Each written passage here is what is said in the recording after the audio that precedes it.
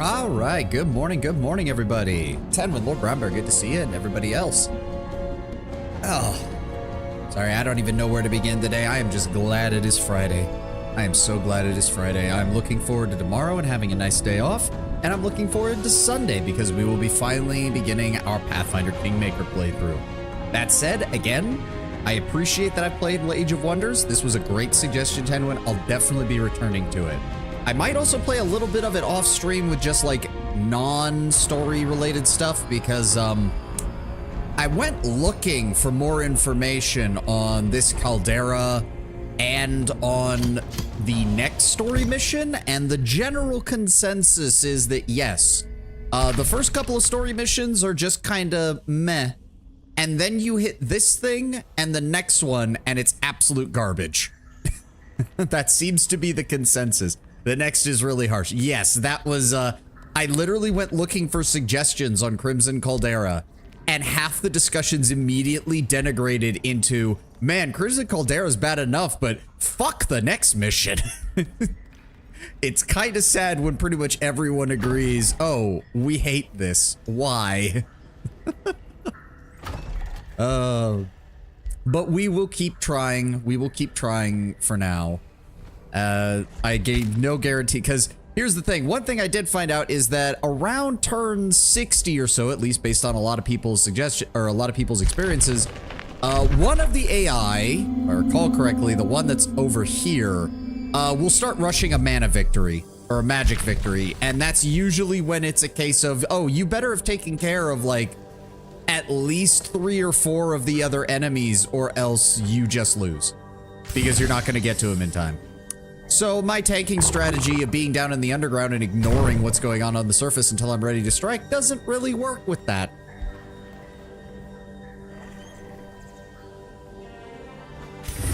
All right, we are moving our armies into position. You just got done with that, which does give us the Crawler's Nest. +2 mana per quarry in the city domain, which is, yeah, the +20 production's actually kind of nice. So we might... Yes, this is unclaimed. Wilderness province. Uninhabitable. You cannot build an outpost here, nor can you annex this province to a city. So yes, I am fucked with this. I cannot connect my borders, which means that the bonus I got from... Where is it? The bonus I got from this is completely useless in the underground because you're not allowed to connect borders through these tunnels. Which is... Also, I do just realize that, yeah. It's a bit sad because I personally think the story missions are cool in concept, but yeah, at points, especially the latter ones, are clearly constructed around optimized play. It's not just that they're constructed around optimized play. There is that, but there's also the simple fact of, like, let's use this mission as a good example. You are a member of the Shadir, the ancient, evil-aligned, quote-unquote, faction of the Godir. You are being sent here, or rather you are taking it upon yourself to go here in order to uncover a powerful artifact that your faction and you specifically want in order to help your conquest of the multiverse. You are going up against other Godir who have been here. Okay, fine. You are outnumbered because everyone's fighting. Okay, fine. Why do they all start at level 8 and I start at level 1? I think part of the problem with the story modes, Tenwin, is that they were like, yeah, we wanna sell that these AI are powerful and that there are other Godir that have been out here doing strong things, and okay, but by that same token, shouldn't my Godir be strong because he's part of these factions and he's been doing this stuff? No, he's gonna start at level 1 every single time? That doesn't seem good. Like, I feel like there was a give and take on the design philosophy of the game in regards to the story missions where someone really wanted a continuing narrative, but the strategy, like the actual 4X development team, did not want to have to find a way to transfer a ruler from one set of story missions to the other and keep all of their equipment and experience. And because of that, you ended up with a story mode where it really feels like you should have had the same ruler throughout all of them, slowly getting in better and improved and learning new strategies of the civilization that you're working with. But you don't do that. You just make a new one every single time, and that new one then has to claw their way up from the very bottom every single time, even though you're going up against guys who literally start at such a high level that we have never gotten a hero to that level by the end of a campaign mission. You can use the same one every time, but thematically it doesn't fit. Thematically it doesn't fit, and there's no holdover of level, is there? Of items? I highly doubt there is.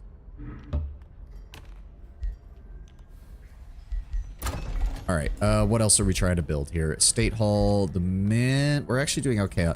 Level, no, but the Ascension perk stays as well as all transformations. Okay, so that's at least something. The transformations is at least something. Right, so we have quarry. Okay, so we do have enough quarries down here.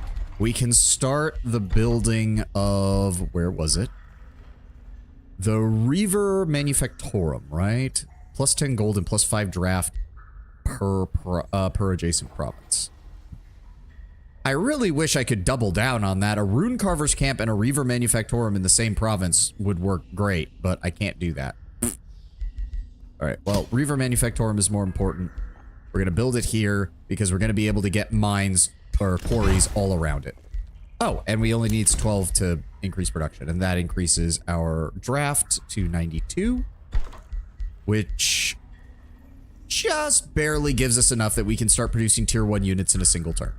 Isn't that nice? Actually, I'm just going to go ahead and hurry recruitment there as well because it's only 14 gold. There we go. We have our first Dragoon. Lizard people riding giant insects in conquistador armor while wielding flaming swords and explosive pistols. I'm not gonna lie, not a bad look. Not a bad look at all. Swift, slippery, pack hunter, which is good. I'm assuming, yes, harrying shot is single shot, and then melee strike allows them to attack multiple times. This game don't hold back. I am noticing that. I am noticing that. Ah. Again, we're gonna have to wait. We're gonna have to do some reorganization with this. Also too bad because the Eldritch Sovereign mission is really cool. As you start as an imprisoned, go to your Sovereign and just aim to find a way off the realm. You find other rebels to escape with, and at the end, you can, if you want, betray them for your own gain.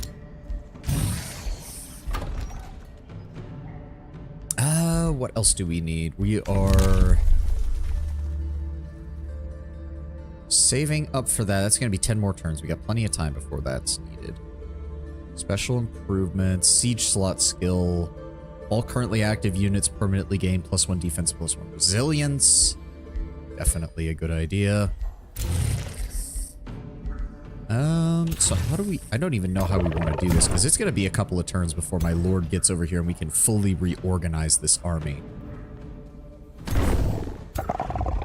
I am thinking we might be getting close to the point where Dark Warriors are no longer useful. Their charge strike is nice and all, but if I can get some more Dragoons instead, especially because they get 48 movement because they're mounted, that would be really good. Alright, well, you just stay there for now. What else do we want? We've got the walls, we've got the Ironclad Citadel. That will further assist us there, but we need 15 population before that cold cost comes down.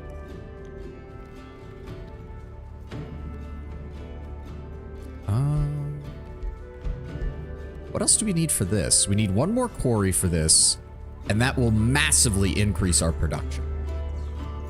Because, I mean, with the number of quarries that we're building, the Workers Guild just seems kind of natural for this place. As much as I would like to have more... we could grab the Academy. We're definitely not getting the Scholars Guild. That's just not going to work. Did you get the Dungeon Delver enchantment transformation? I don't remember if you applied it.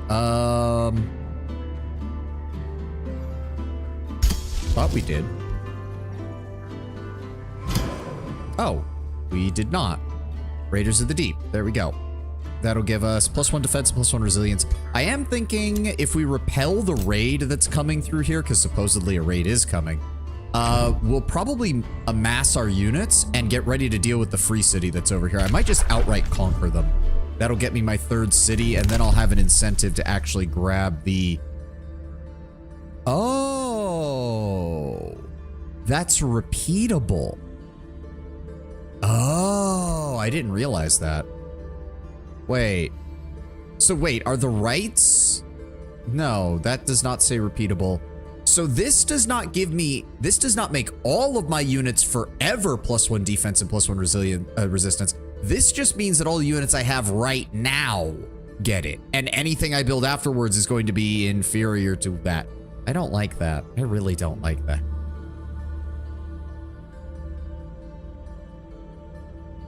Also, I don't like...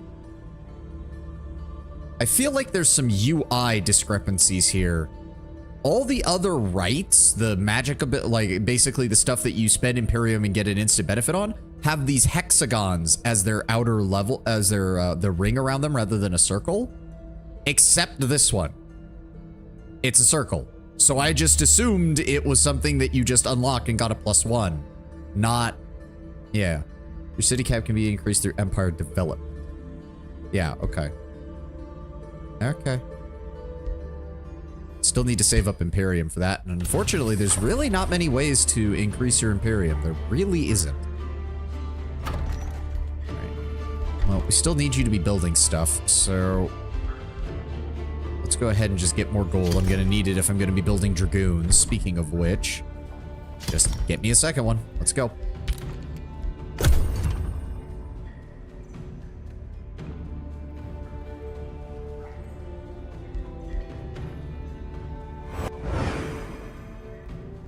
Okay, so whoever is up above is making a lot of fight.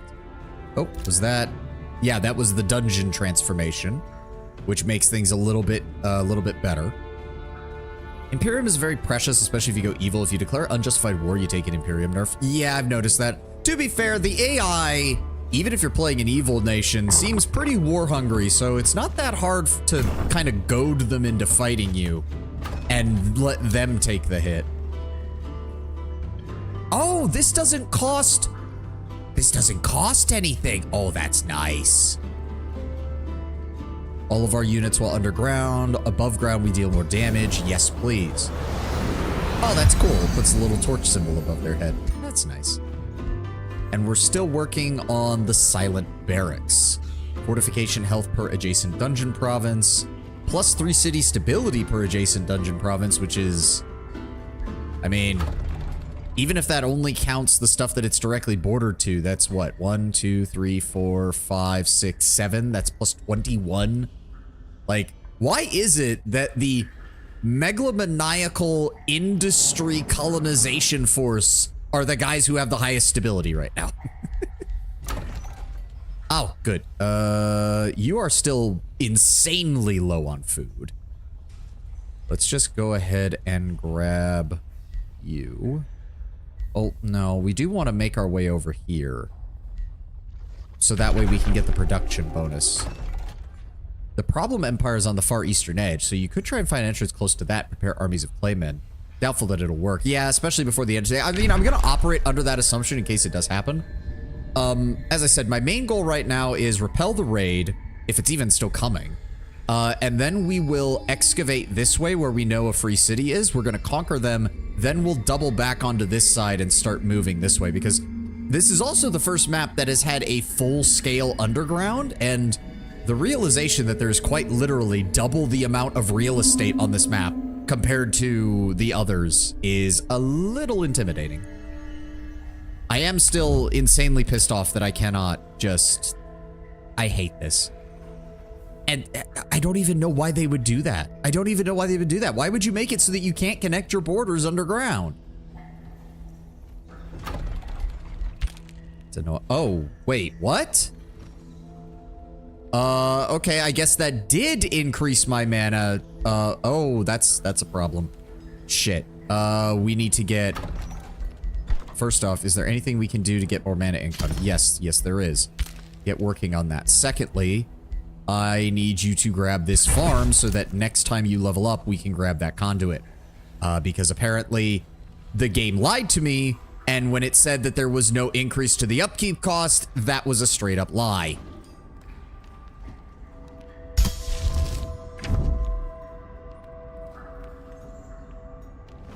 Yeah, there it is. Base upkeep per unit 3. So everything in my army just went up by 3 mana. Yeah, that was what I was worried about. But yeah, we'll need to grab this mana. Honestly, we need to grab this mana, and then we need to annex this, and then we need to get this iron mine and this gold mine, because this area's actually got quite a few resources. Yeah, we already built the quarry there. We already built the conduit there. I don't think there's anything else down here. This is all just, yeah, build farms. It does occur to me, am I going to be able to spread the dungeon thing over here too? Probably not, knowing my luck. Dungeoneering conclave. Every turn a province in the domain of a city gain... Yeah, okay, so I just need to get another one of these and build it over there. And that will help us greatly. All right. You need to start moving over here so we can begin our grand reorganization of our military forces. You just hold fast there until I need you. Actually, I do know what you can do as well. Go ahead and start getting ready to build me an observer after that dragoon. And you just hang out there with my mage locks, please.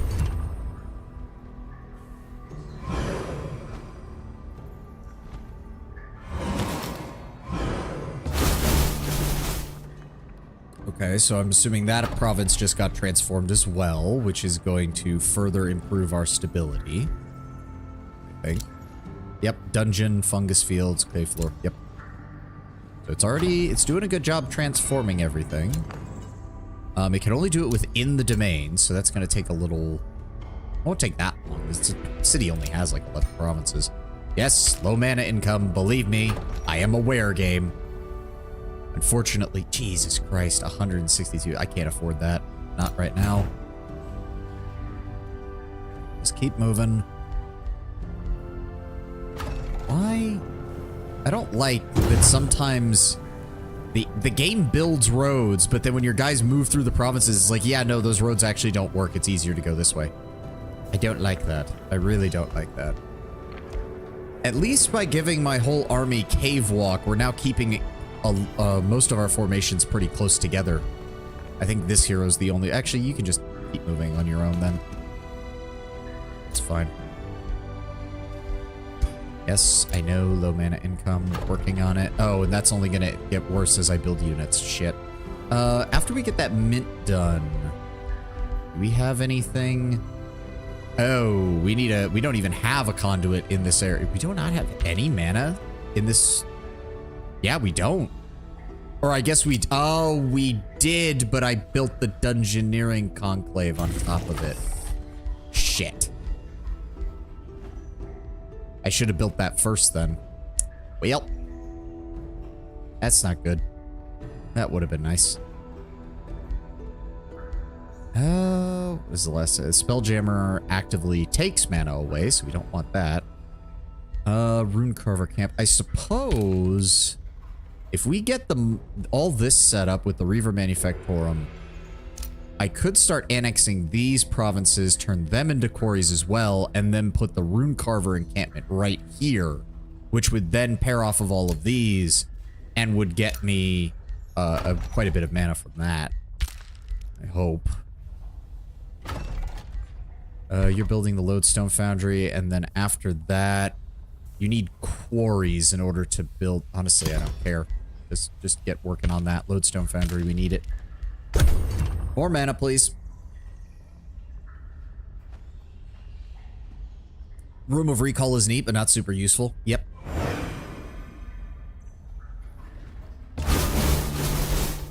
Okay, new Empire Development Skill, +1 Siege Project. I mean, Materium is nice because you can get 2, with that plus the general one, you can get 2 additional Siege Projects and they cost less. Hey, everybody, are we winning? I mean, we're stabilized. It's a 4X game, so our main advantage right now is we're underground and not being harassed by the 6 factions on the surface who all want to kill us. All right, we have our second Dragoon. That completely tanked my mana. Holy shit. Okay, we need to be careful with our production. Holy shit, that's a lot. Okay, you know what? I'm definitely thinking we don't need the Dark Warriors anymore. Yeah, they're 8 apiece. They're 8 apiece. Oh, but they're champions. I don't want to get rid of champion units. I've already invested so much into them. Damn it. They are champions. Yeah, so's the Wyvern. Fuck. Hell, the Lesser Magma Spirit. He has evolution, doesn't he? Yeah. Shit. Mage Locks, Harriers. I'm honestly starting to think that the Harriers are our weak link. Like, they're good and all, but now that we have access to Dragoons and Mage Locks, they're not going to be nearly as good. I'd rather have a couple more Halberdiers. Did you see Outcat coming out with Dark Heresy? Something on your list? That is definitely on the list for the future. Do not worry, I'm keeping my eye on it. To be fair, we still have to get through our second Let's Play of Rogue Trader once all the DLC for that is out. Also, Outcat announced the Expanse game that they're working on, and I'm also going to be keeping an eye on that one, too. Yeah, I mean, wait, did we capture or kill that one dude? We killed them. Okay, so it's not much, but we can build the crypts and immediately get a little bit of mana back. Stone walls aren't really going to help me. Merchant's Guild isn't going to help me. Oh, there we go. Extraction Nexus plus 2 mana per special province improvement. We have 3 in this area, so we get 6. Let's get working on that. That will help somewhat. And then go ahead and hurry recruitment there. I need you to come down here. And then I need you to turn on your road building and go this way. So that you can, not yet, but we will clear that out. And we know that they're on the other side of this. Okay. One more turn and we can finally do our grand reorganization of this military. I'm definitely thinking... How tough are you guys? You do start with 3 defense and 3 resistance right out the gate. But I am thinking we maybe want to pair the Mage Locks with Halberdiers. Simply because the Halberdiers not only have charge resistance and first strike, but mainly because they have drive back. They can actually force an enemy back to keep them away from our archers. Or our riflemen, I should say. All the DLC is a ways out. I am aware, Lord Brown Bear. I am aware. To be fair, it'll also give somebody time to try and convince me not to just do another Pyromancer build because we're going to be going full dogmatic and I have no reason not to just burn the heretics. We will stop like half an hour early, talk about the game as it is. I mean, we can do that even with the game still up. That's the advantage of a 4X game, Tenwin. It's not like I'm worried about stuff happening if I'm not giving orders or letting the turns play out. All right. What? You're still working on stuff. You are transferring food in or draft into food, which is good because otherwise you can't function. And I need that fucking conduit. I need that fucking conduit. All right, the rest of you can just hang tight.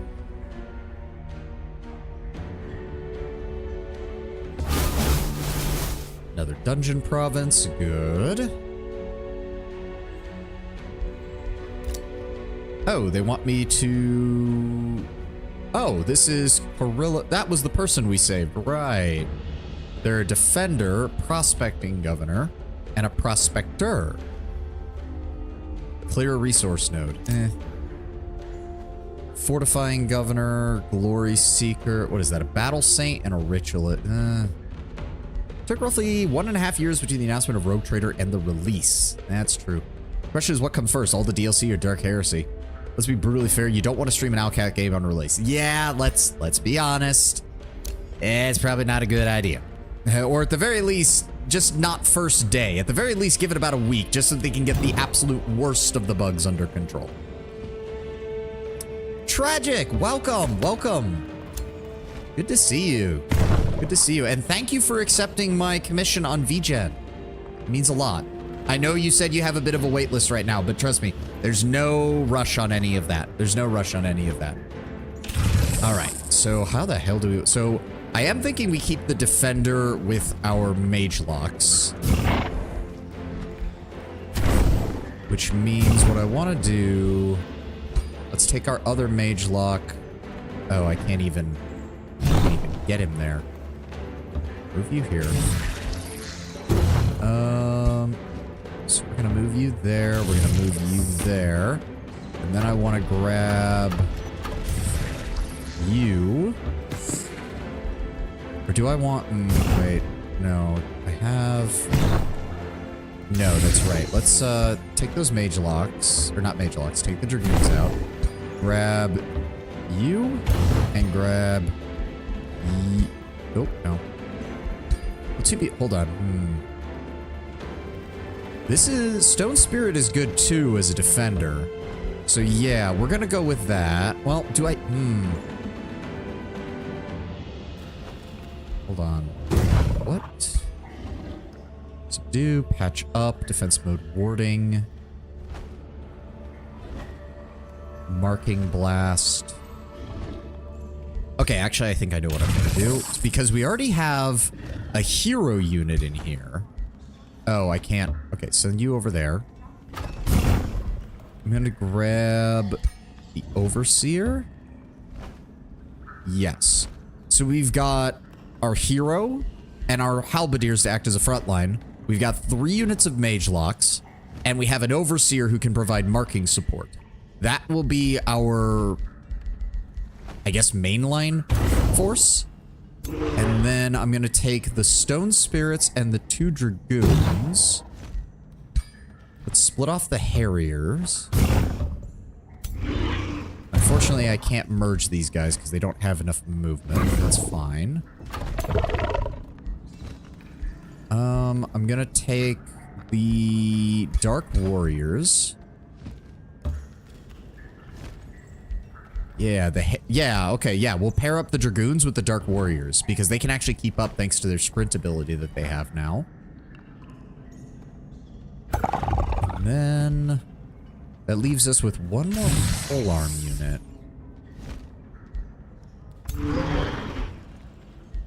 I mean, my Lord is going to go with this group to get support from the Dragoons.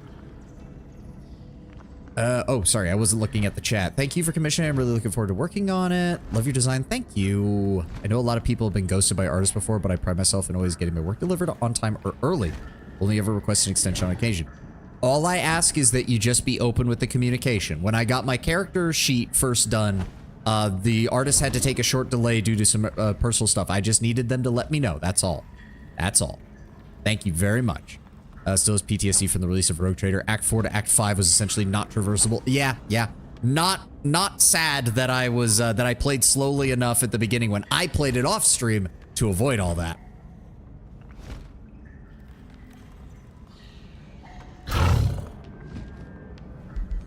And then we have... Actually, with the Spellblade might be a better choice for this, because he's faster.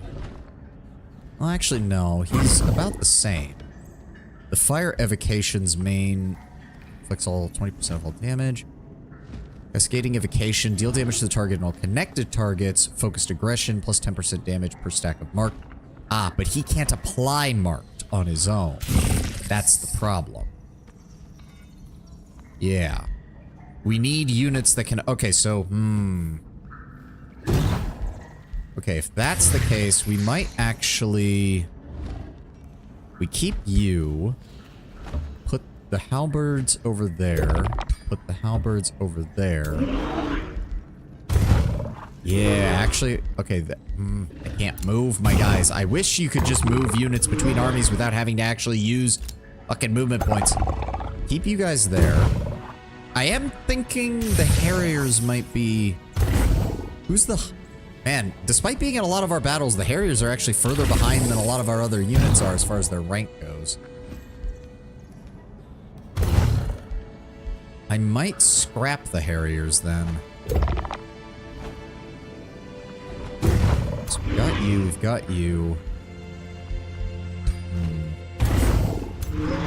Take the Dark Warriors, put them with you, along with you.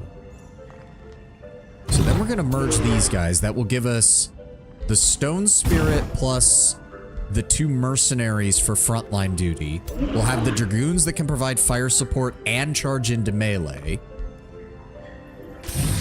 And then we have our ranged army over here, which I'm actually thinking we might scrap these Harriers in order to build one more Mage Lock.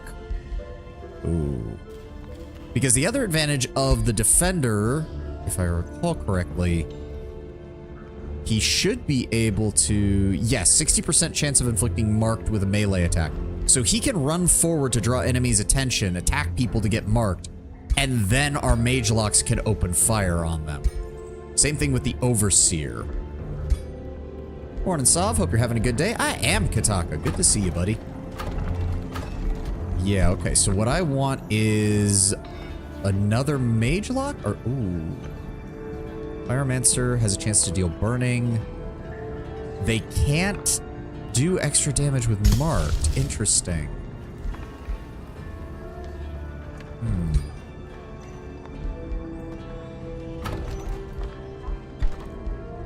Yeah, unfortunately, Pyromancers don't pair well with what I'm doing here.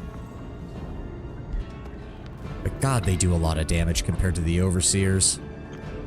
Because, quite frankly, I'm just not using the subdued mechanic right now.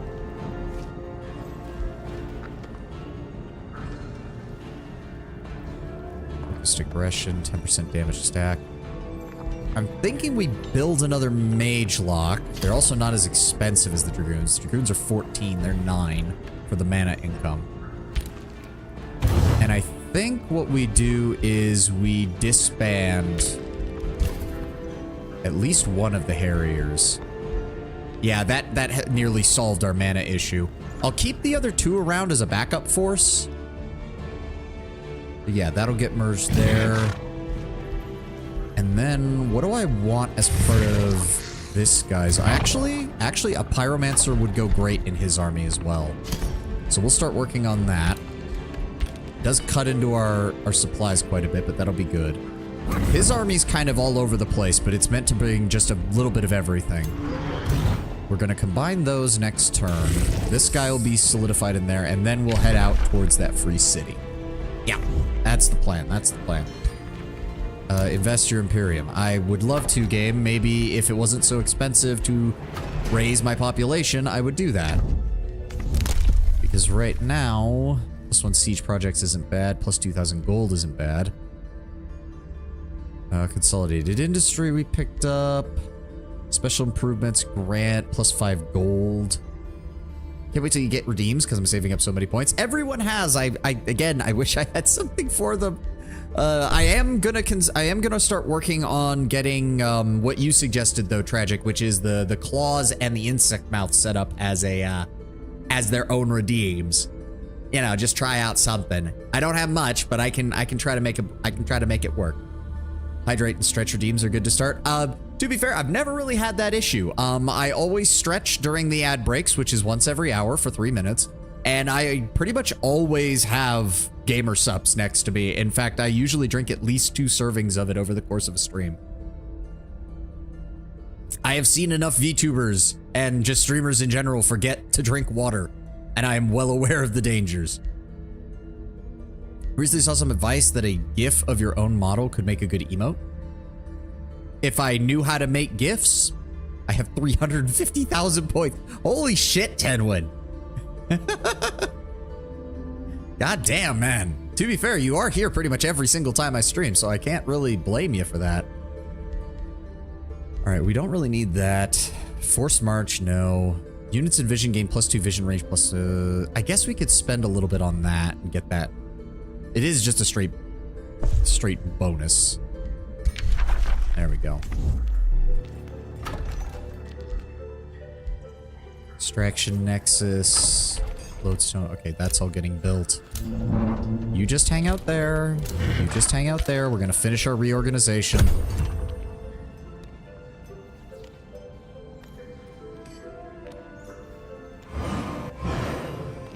So, I don't think the raid is coming. I'm just gonna say it. Oh, some of your Harriers reportedly captured travelers peddling petty wares. Your warriors proved to be cruel prison guards. Despite the captured traders yank their fetters and beg their captors for release, upon seeing your arrival, they throw themselves at the ground and grovel. One of the harriers chuckles and shouts, "You think the Earthshaper will save you? He's done more heinous things to better men than you." As your warriors start stomping on the traders, you consider their actions. Are they merely echoing your leadership? Put them in the pillories for Constriv's entertainment. Gain 33 city stability. Encourage your carriers to hit them harder.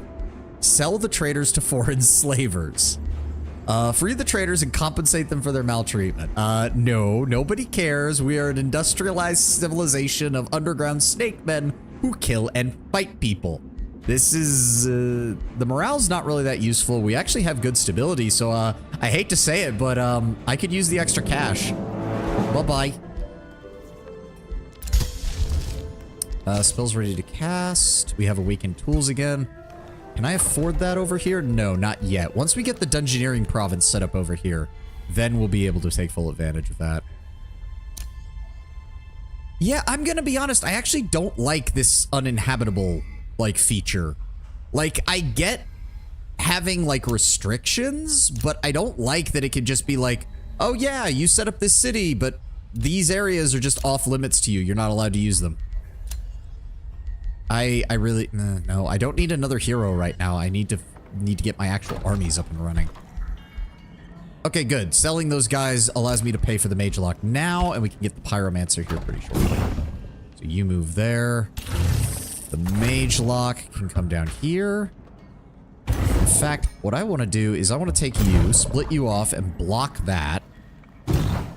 And then, where's the next one? There's another one over here. I want you to come over here and block that.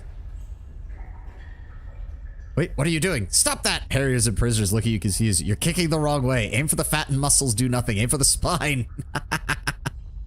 Yeah, that sounds about right for my character. That sounds about right for this particular Godir. Alright, and yes, now we have a good set of units. They are recruits, but that phase will go by pretty quickly, and they are being supported by some of our elite polearm units. So you're all set up. You're all set up. Let's get you moving over this way. You can start moving over this way. And then you can move over here so you can pick up the pyromancer as soon as he spawns. Alright, we got our mage lock. We're still a little bit low on mana, but we're getting there. The monolith will take 6 turns. Yeah, no, that costs way too much money. Just go over here, wait here. You're gonna just go onto guard mode and just stay right there. And you built out our road out to this direction, yes? It says it did, but I'm not seeing it. Alright, whatever. And we'll have the extraction nexus next turn, which will at least pay for the pyromancer. I don't know if it'll actually get us back into the positives.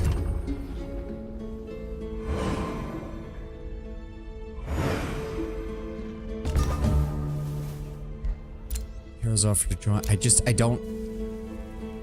I don't need another hero right now. I really don't. Alright, we've completed the Silent Barracks. Fortification, health per adjacent dungeon province, +3 city stability per adjacent dungeon province. A clay arbalist, a clay charger, or a clay defender will join your combat when fighting in the city's domain. Nice. Now, we also want to get the underground vault. Counts as a mine, 3 gold, 10 gold, and then 3 gold per adjacent dungeon province.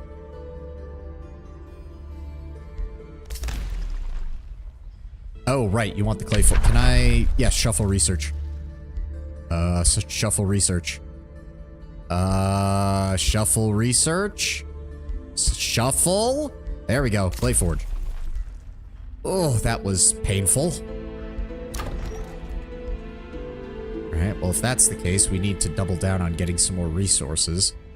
So hold on, we have the Reaver Manufactorium. Gives me additional draft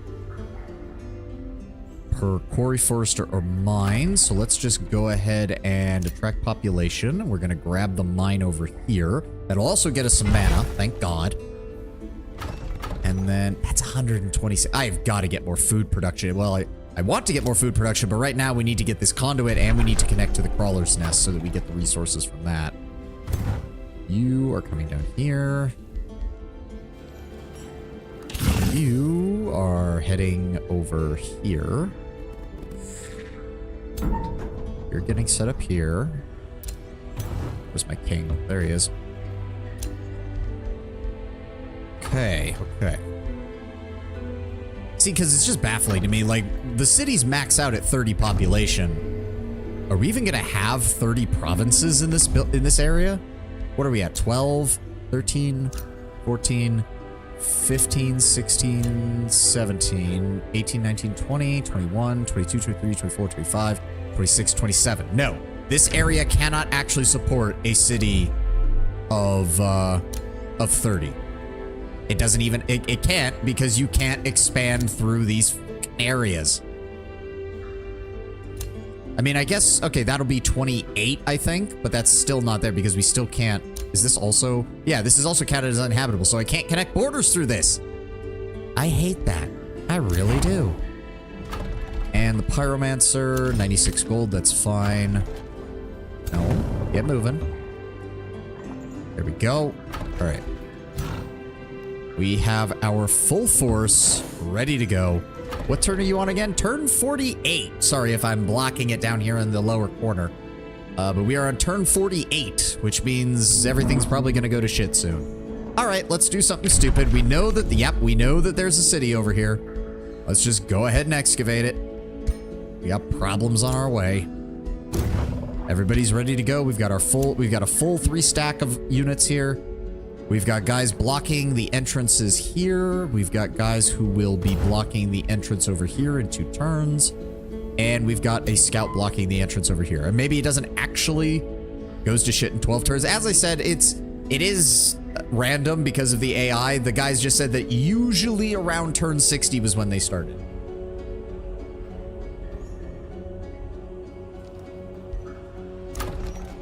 Oh, yes, you also need to build more. Unfortunately, I can't build the monolith because there's no... I really should have built that Dungeoneering Conclave somewhere else because now I can't even build basic mana structures in this settlement. Oh god, that's 175 mana. I really can't afford that right now. Yes. +3 city stability per adjacent dungeon province. So our best bet for right now would probably be... would probably be here. We lose 5 production, gain 2 gold, gain 7 mana. And it's going to add to our... What does it add again? Hold on. This just gives straight up fortification health and city stability and protects our area better. Yes. The stability should be worth it once we get enough, dungeon provinces. Because, let me see here. Oh, does the capital city not count as a dungeon province? Can I not? I can't see the capital city's stats. The Spelljammer counts as a conduit. Yeah, but the Spelljammer is also going to take away my mana. If that's the part of the problem. I mean, if I have to, I can. I absolutely can. It's just that right now, I can't do anything. Do you play any other games? Yes, Tragic. I mainly play CRPGs, 4X games, and occasionally just whatever comes to mind. My main thing is that, unlike a lot of streamers, I like playing them to completion before I move on to another one. I'm not very, I'm not a big fan of, jumping between games constantly. So I like starting a game and then playing all the way through, like the Let's Players of old, shall we say. God, it's sad that I have to say, the Let's Players of old. We were on such a huge BG3 trend for so long. Yes, almost 200 hours of streams in Baldur's Gate 3. And if you consider the fact that I did the Baldur's Gate 1 and 2 games right before that, we spent, the majority of this year so far on Baldur's Gate content. That's crazy. I mean, I don't know. It's just how I like it. Maybe if I get bigger and I have a large enough audience and whatnot, I'd be more willing to, switch between games and do, other things. Oh, thank God there's fucking mana down here. Okay, well, we're definitely gonna need that. Sup? Well, we need to deal with this first, and then we need to deal... Luckily, Oh, he does have some units here. What are these? Oh, Dark Warriors, White Witches, and Constrictors. Okay, so he's gone for the Tome of Tentacles, the Tome of Cryomancy, and he's a Dark Civilization. Okay. I don't need another hero. That's not the problem right now, game. All right, you keep moving down here. Thank you. All right, so we need to deal with that.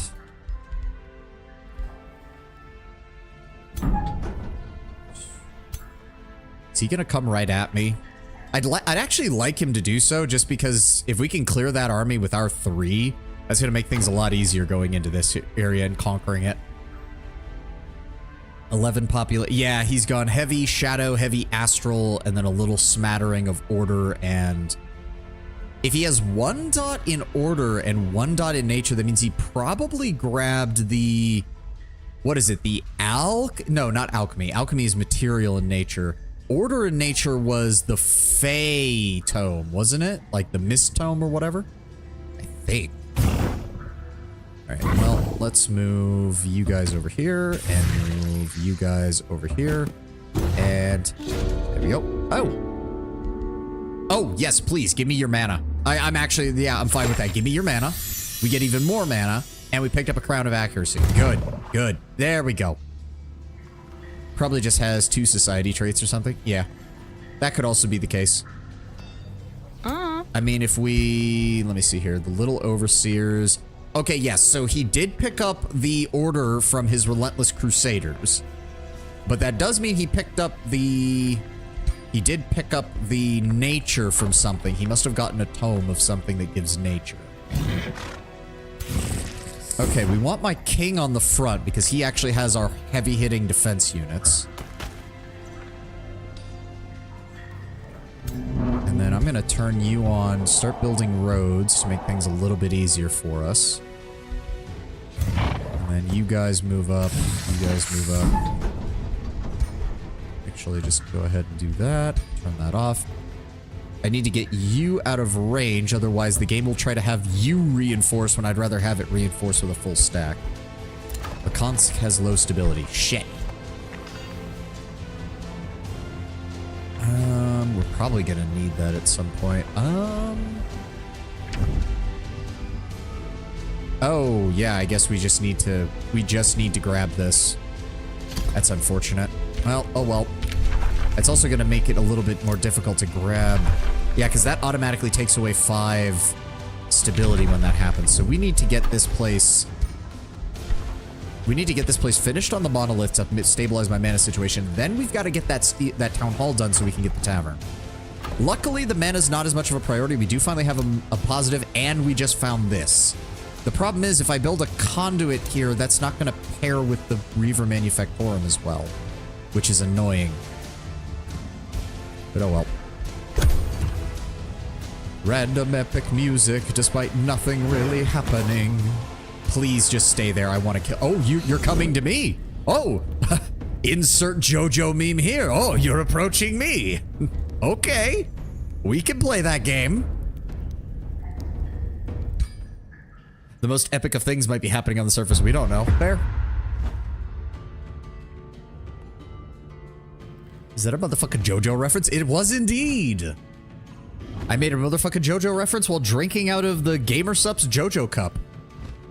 On the surface, literal magic nukes going off? Maybe. Carissa was a running magic nuke when we tried to fight her last time. Running around dealing 100+ damage in a single swing. Fuck that guy.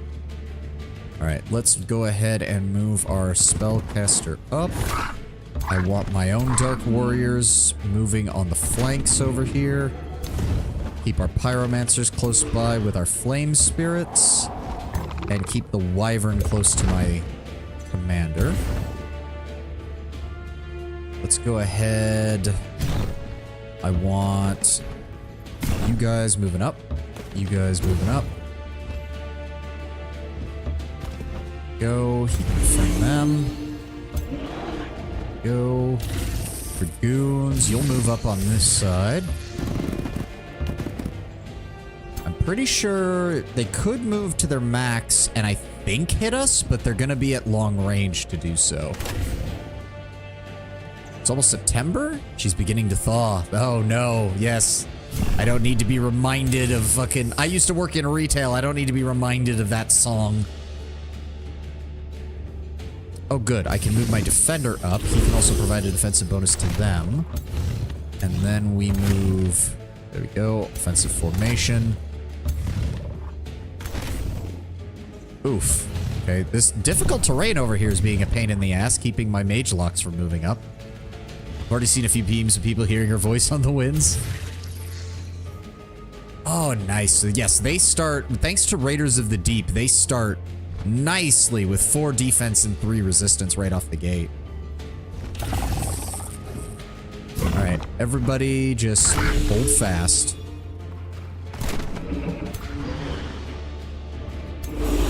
There we go. And turn. All right, come on, you bastards. I know you want to move forward. Yeah, that's what I thought. Okay, the problem is that that is about to go off, which is a massive issue. And he didn't move quite far enough forward. Now, admittedly, it's genuinely hilarious that it's almost time for Billy Joel going to slumber for all of September. Retail being a common first job that a whole generation is semi-traumatized by Mariah Carey. So to be fair, she wasn't even the worst. I'll be very honest, she wasn't even the worst. She was just the most repetitive. There's a very big difference between the worst and just most repetitive. Trust me. Ooh, I need to move you out of the way. And then I need... Hold on. So if I move you there... There we go. That will... He won't be able to charge with them, and that will immobilize one of his casters. Let's go ahead and do that. Good. Very nice. And then blastification. I can hit the rear rank and deal quite a bit of damage. Hold on. No, hold on. We want to do... Let me see here.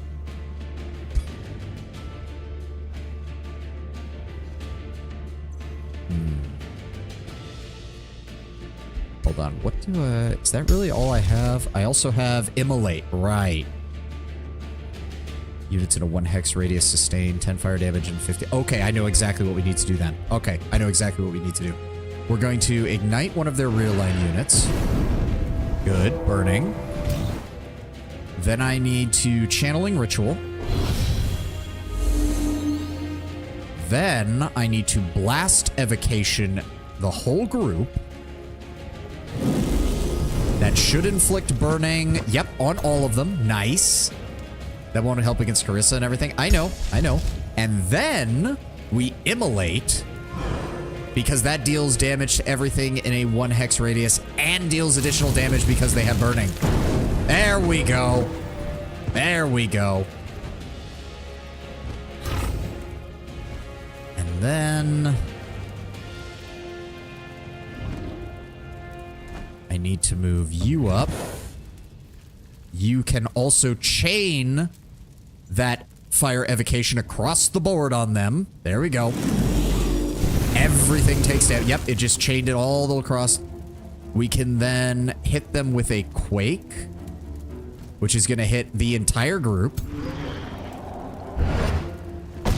I'm not too good with strategy games. I go with like Leroy Jenkins and I immediately die. I'm the opposite. I turtle up and try to plan out properly, and then I inevitably get absolutely destroyed by people who are way more aggressive than me. I switch that to there. The best you could do is 65, but that's fine. Go ahead and do that. So yes, his entire army is on fire right now. We can also send our hero over here to block their other charging unit. There we go. They're now marked. We can advance you guys. There we go. Yep, they take a little bit of damage. That's fine. So since we played the Enhanced Edition and everything, as well as the Incest mod, haha. Do you know what in the original BG2, the only romance as a female character was Animate, the bastard knight that killed someone's innocent daughter in revenge? That is such an awful character to have as the only romance option. Yeah, it is. Damn. Sucks. We'll go ahead and move you up. Let me see here. I could have them come in and engage in melee. I'm fine with that. Send in the dragoons. Very nice. And then... Oh, you can actually catch them. Nice. There we go. That's 2 of them down. That just leaves... Oh, wow. That massive... Wow, they still have a lot of movement. Holy shit. All right, move around the side then. Okay, that's you. You move up. You move up. You move up. You move up. These guys are going to be a problem because if they berserk, they're going to charge directly at my units, which is a very big problem. All right, you can't move any further. I can move you here and try to take a pot shot at people, which I'm fine with.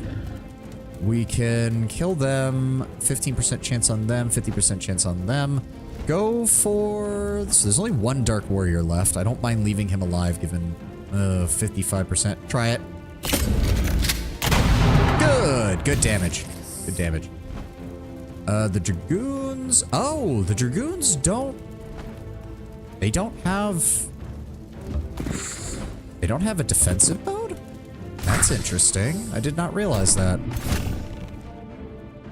We can move you up, but the best you can do is a 25% chance to hit that. That's fine. Well, you did it. 40 damage. Hot damn. And then you can move here and have a 5% chance to hit that. Holy shit, they actually did it. And I do think that's everything. All right, here's hoping the Berserk doesn't fuck us too hard. Ow. Okay, they hit us a little bit with their cryo powers. Ow. Okay, that's fine. That's fine. Oh, and there's the ad, so we'll probably... Wow, how did you do that much damage?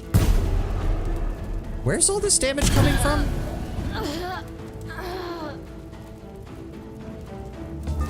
Wait, did none of my... Oh, no, no. There we go. The magma guys did go berserk.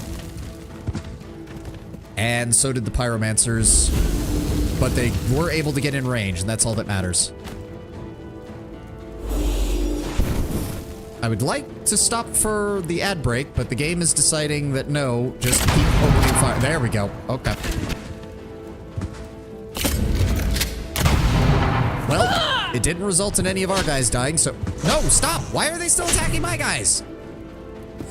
Oh, because there's 1 still left. How many guys got berserk? You missed. How did you miss? How many... Wait, my king can get berserked? What the shit? Are we done now? Are we done now? Okay, we're gonna hold... You know what? Just finish the fight. And then I will hold on the victory screen while the ad finishes. There we go. Dear God, 99% of that damage was done by my own guys. I hate the berserk mechanic. All right, I'm gonna go stretch. We'll be back in a minute and a half.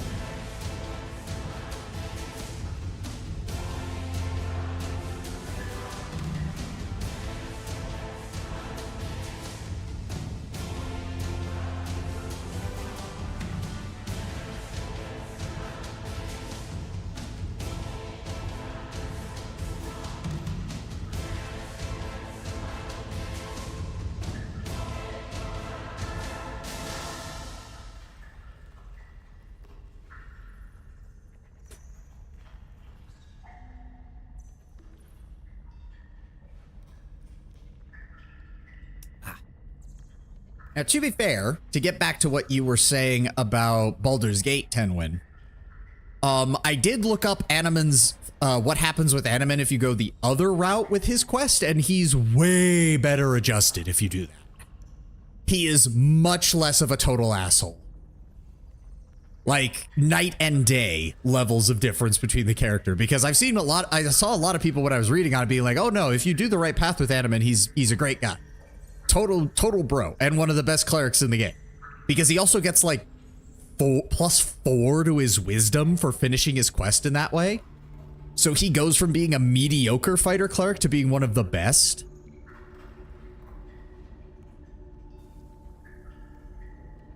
Alright, ad's over. His army just got fucked. I don't need another hero right now. That's not what I need. You go here. And guard. Vesture Imperium, low mana income. Yeah, I'm working on it. Yeah. I'm working on it, game. Okay, we could spend... Do I need to... how far away are we from this? 2 turns. Okay, so I just need to have 175 ready so that we get advanced logistics and our road systems get even better. Special provinces cost less to build. All currently active units. Units regenerate additional 1 hit point per 2 movement points they have remaining. Which is pretty damn good. There's a reason that costs 400 Imperium. Good lord. And then base unit upkeep reduced by 10% per rank that unit has. That also becomes a hell of a lot more useful as the game goes on because you're constantly stacking mana modifiers to unit upkeep. Like, yeah, we're currently taking almost, no, exactly minus 200 mana from unit upkeep and unit enchantment upkeep. Hot damn. Yeah, we need to get that looked at. All right, you're gonna hang back. Well, I say we push the, like, we're not getting much healing, but I say we push the advantage while we can. Yeah, let's get in here and start sieging his city. Oh, wait, if we're sieging... Yeah, let's go ahead and grab that. And then I'm not gonna have enough to get the next one, but that's fine. You need to start building something.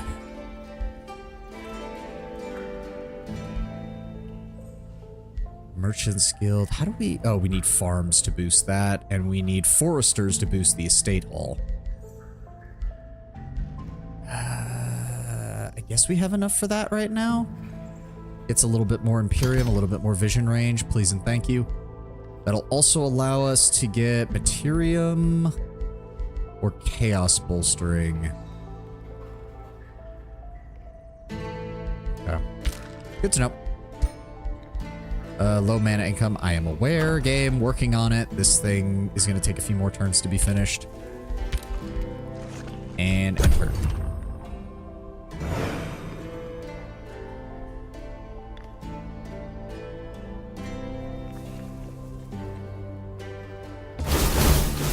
Okay, more dungeoneering provinces. Good. Good. Then I need you out here. Turn on road construction so you can start building a road between these provinces. Oh, he gave that hero a wyvern mount from the looks of it. Alright. Alright, you're about to start a siege. Yep, start a siege.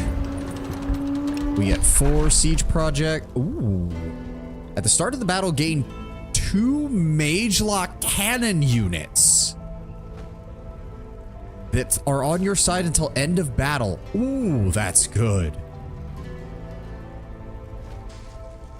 Hot damn, that's good. So what does he have? He has catapult towers. 4 catapult towers. They have 60 health apiece. Deals damage to a target over a long range. Ignores line of sight penalties. Okay, that's dangerous. Harass the... So we can do 4 of these, and we have decent number of money. So yes, we're going to grab the construct siege guns. And then we're also going to go with So he has archer battlements and caltrops. We're going to go with undermining the walls, harass defenders, and tower bombardment.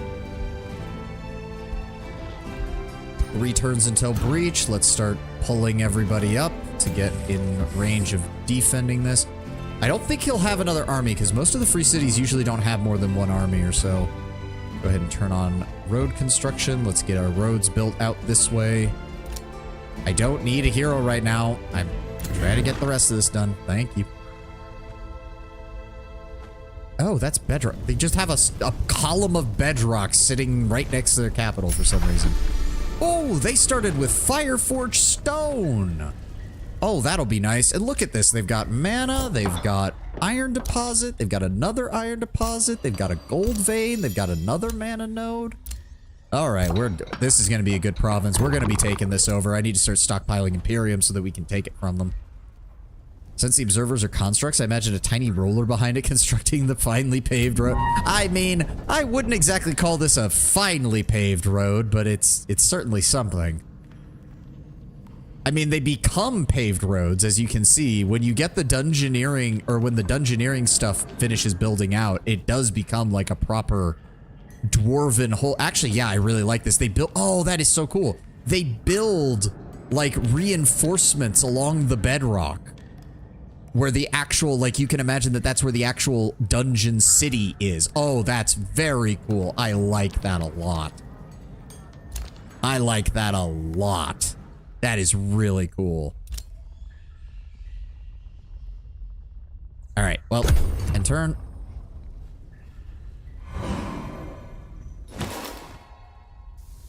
All right, let's make sure our, oh.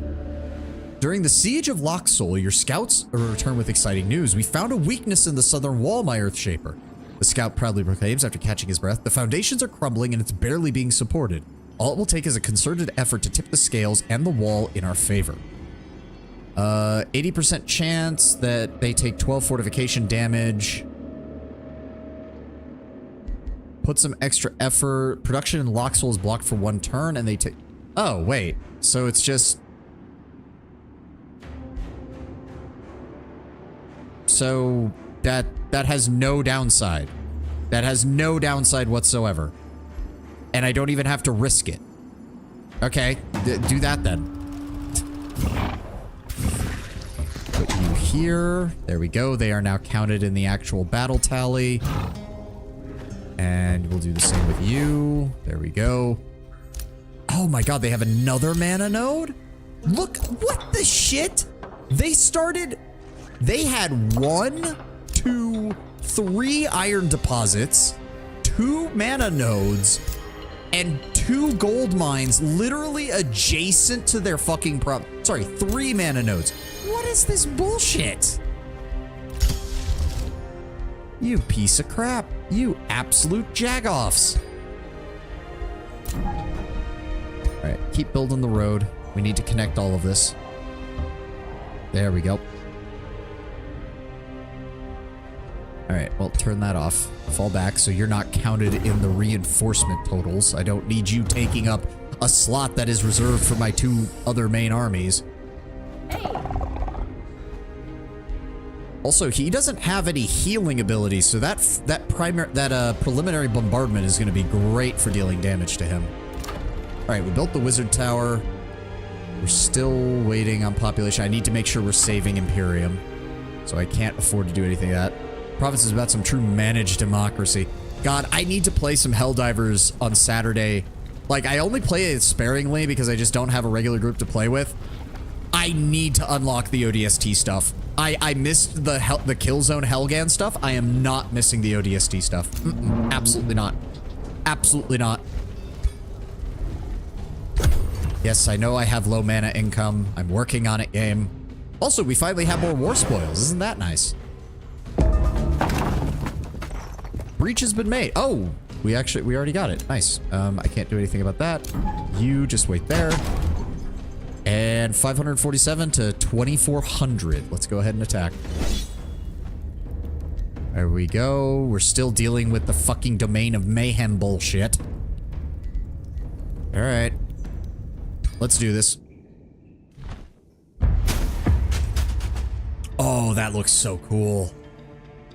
I do like the escalation of the siege battles. There we go. Get blasted, get blasted, get blasted. Yep, go ahead and move your men up. You're gonna need it. Okay, so we start with... Oh my god, that's so cool. I kind of wish they had a crew rather than just the cannon on its own, but it still works.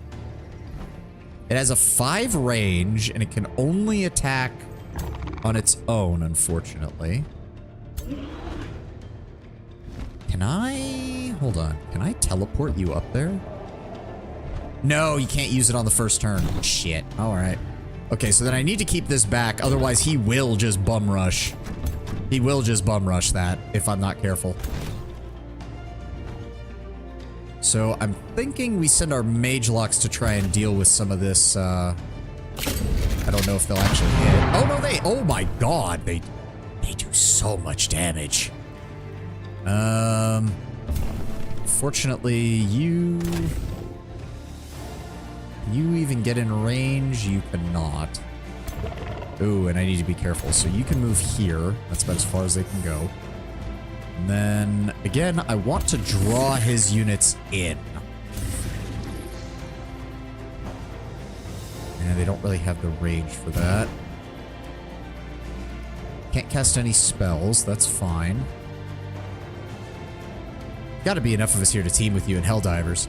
Probably. I don't know. I feel awkward playing multiplayer games in general. And Helldivers, I'll be honest, I like the gameplay in Helldivers. I did not have a very good first experience with the game for the PC, with lots of people just doing, quite frankly, bullshit. And then either kicking me for no reason, or just, I don't know. I did not have a good experience. But I do love the memes of everything around Helldivers. I have to give them that. Alright, we're also gonna move you up over here. What's the range on you? Let's move the Dragoons up here. Yeah, keep them just far enough back that they can't get a free charge off of those Dark Warriors. In fact, I'm gonna move you here. You guys can, because if they want to...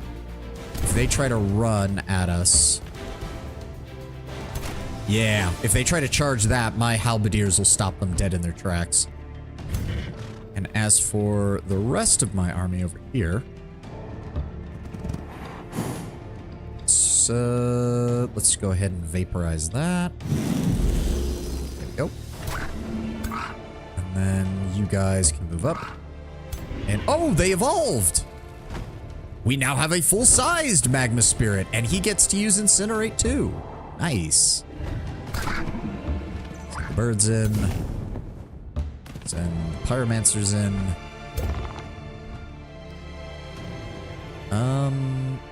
Oh, it's a fortified wall, but we have the ability to break it, I'm pretty sure. That will put them in range, though, and I'm not the biggest fan of that. Let's just go over here. It does occur to me, maybe I should spread out a little bit. I don't know if these things deal AoE damage. Played Helldivers for like 2 matches. It's just not my thing. The controls feel very iffy. I can understand that. It does feel a little weird. I think they did the best they could with their control scheme. It's just not the best control scheme is the only issue. Let's go ahead and patch yourselves up, please. You guys did take damage from the last fight. I'd rather you not die. There we go. They entered defense mode. Everybody else... Wait a second. Didn't it say I had... Yes, I do have 2. Okay, okay. And we're going to move you up here. Set you into defense mode.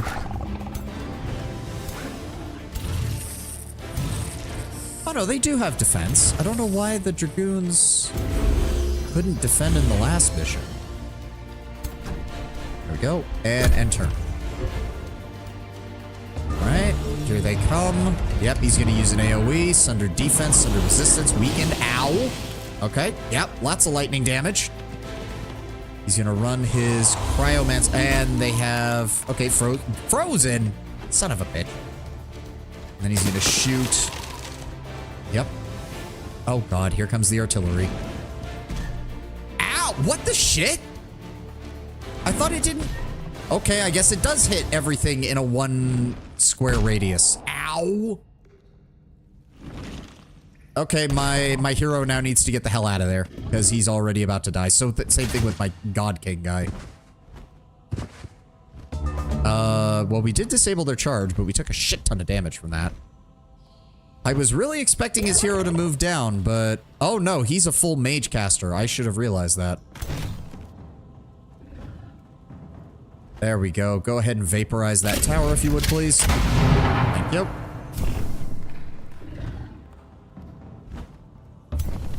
And then we're gonna deal damage to that. I think they... Nope, marked. That's better than nothing. Let's try to shoot it now. There we go. Okay, my hero is... not good. Not good at all. Alright, let's... Let me see here. First off... 5%. Long range. Oh, so they really are meant to be using their pistols in melee, essentially. They're meant to be using their pistols and then attacking shortly after that. I see how it is. All right. Well, go here.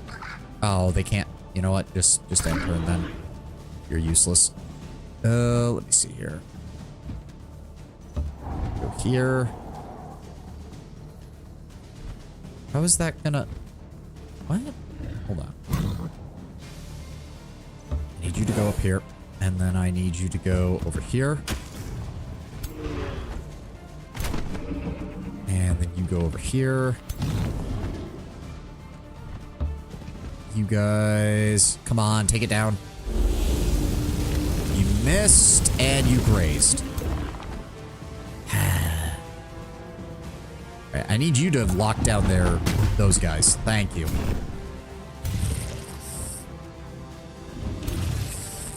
So that'll be 2 attacks from you. Good. It's under defenses, marked. And then...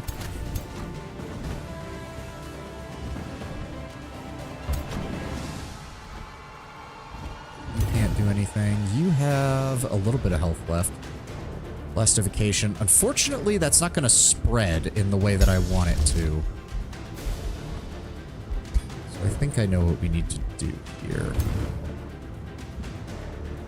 Fortunately, good lord, he must have something that's preventing... There must be something that's... Oh, we got to get him out of there. My hero's going to die. Run. Just run. Run and defend. I want you all to move up and lock him down. That should help keep him from moving too much.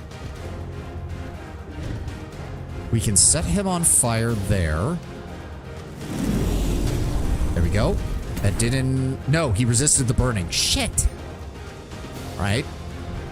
Oh no, I fucking forgot to use the ability first. I hate that. I really do.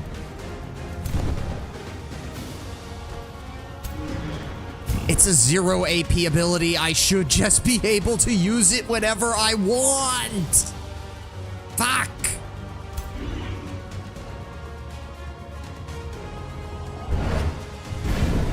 Alright, he teleports here. And then fires a magical bolt. It's not enough to really destroy it, but it's fine.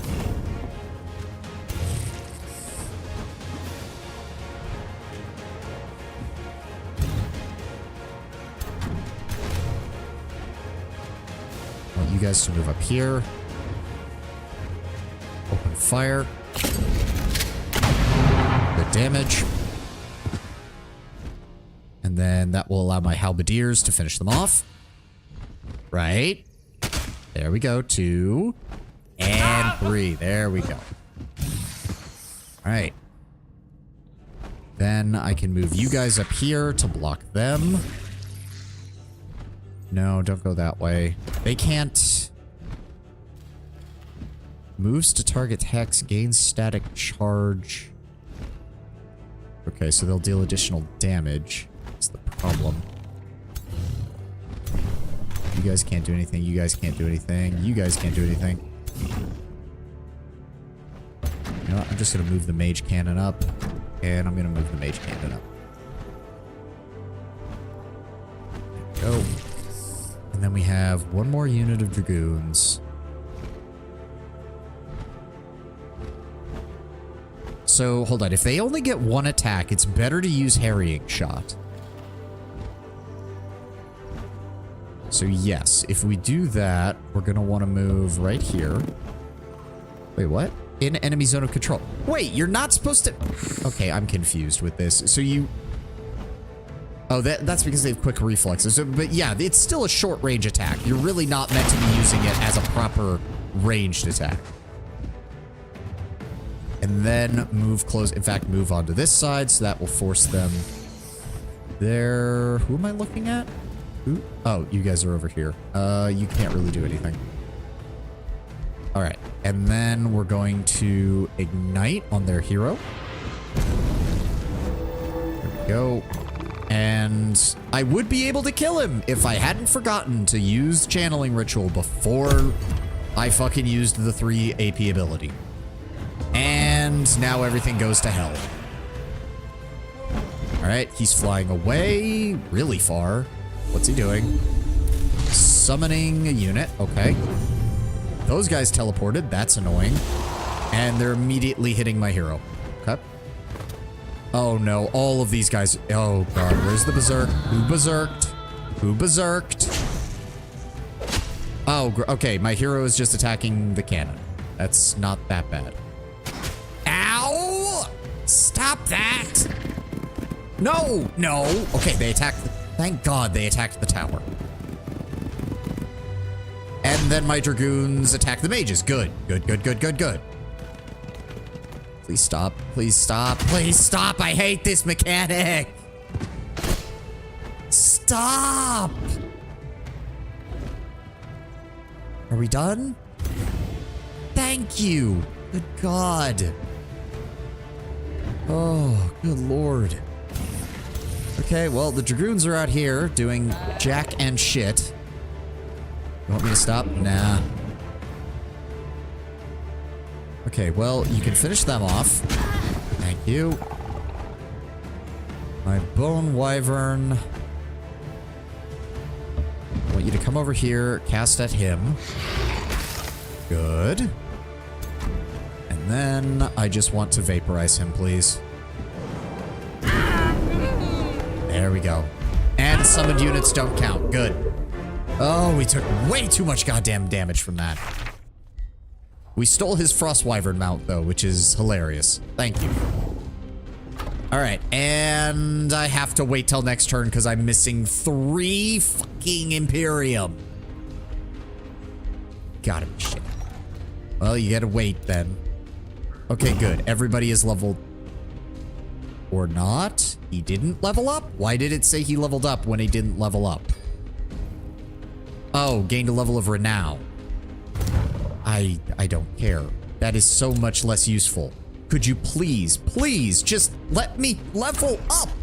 You let the AI start at a higher level and level up faster, and I can't get to level fucking anything above a 5. I don't think we've had a single hero above a 5 in multiple games so far. You piece of shit. Well, I have to wait to fully conquer that, which is a pain in the ass.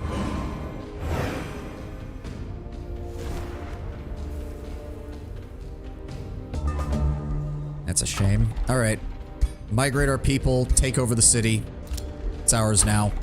There we go. Production is done there. Let's just go ahead and attract population. We need to grab that conduit right away. There we go. There we go. Mana stabilized. Gold is coming in well now. May as well attract the population here too. And let's just go ahead and grab this conduit. There we go. There we go. Our mana situation has completely reversed. I don't need another hero.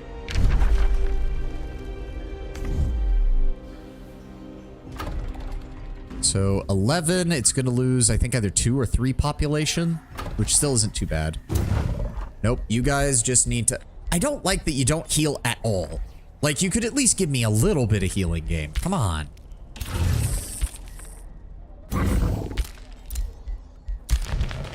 Oh.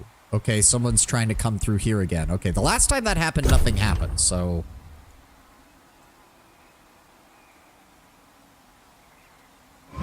You had a level 6 in the Yaka map? I mean, by the very end.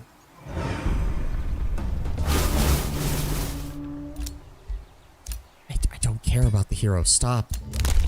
You have higher development skill. Don't have enough for that right now.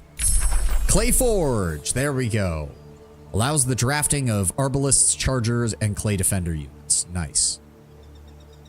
+5 production per adjacent dungeon province, +5 draft per adjacent dungeon province. Nice. Nice, nice, nice, nice.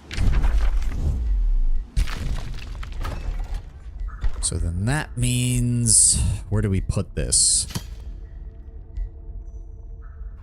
Silent Barracks is here. So... We lose 1 gold, gain 15 production, 15 draft, and 7 mana. Yes, that's where we're going to put that. Or no. No, put it here. Put it here. And then we'll start building out more dungeon provinces over here. I would actually... God, 250. That's not worth it. Good, and then we can get a monolith after that. Nice, nice, nice, nice. You get a lot of production. Yes, we are building up production quite efficiently. Fuck it. Hurry the production along. And then get me the monolith. And then I need to see... Okay, so they are considered tier 3 units.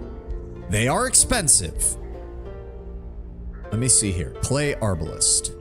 Shoot crossbow, so single shot. Burning, purging arrows as per usual. It gets the bonus from that. They are weak to electricity. That's the important part.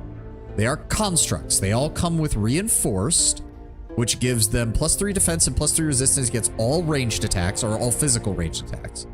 They are heartless. They don't care about morale.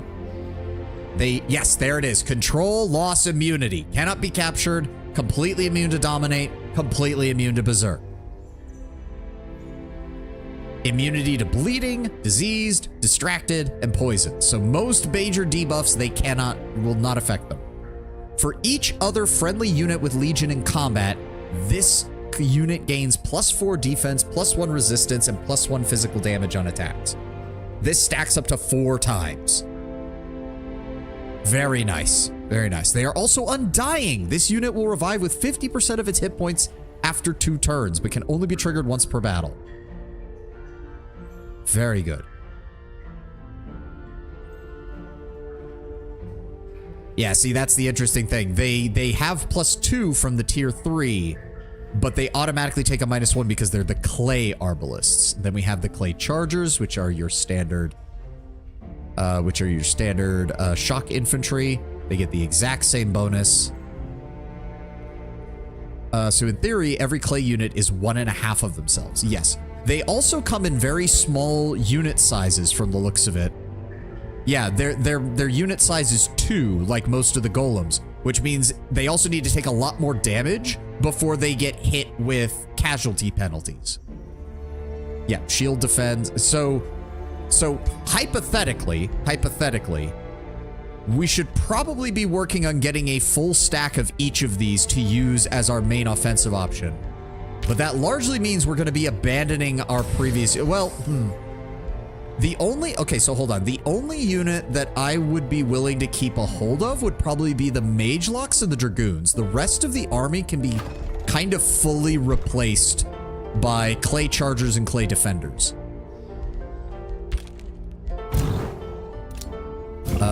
One thing's for sure, though. We don't have the economy quite yet for that. We're going to need way more gold.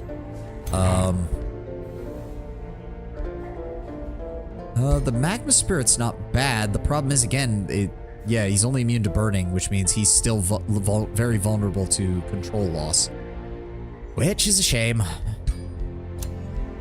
Alright, for right now, let's get this city under control and stockpile some resources. We're getting our mana situation fully sorted. Now we need to focus on getting our gold up if we want to start affording large numbers of tier 3 units.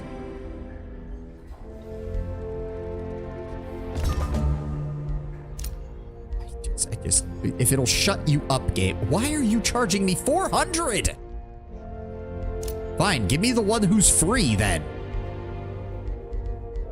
She even comes with a chaos-consuming mace. I'll take it. And a bunch of other items. Like, a bunch of other items. Holy shit. Yeah. We get her for free. I'm down for that. What is it? One more turn for this? One more turn for this. All right. 2 more turns for that. Don't want to waste any of our Imperium on that. Oh my god. We've got to sort the food situation out over here. We need to sort the food situation out over here.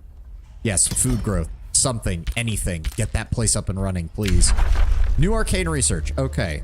Don't care about either of these. Don't care about that. Let's shuffle research. Underground vault. There we go.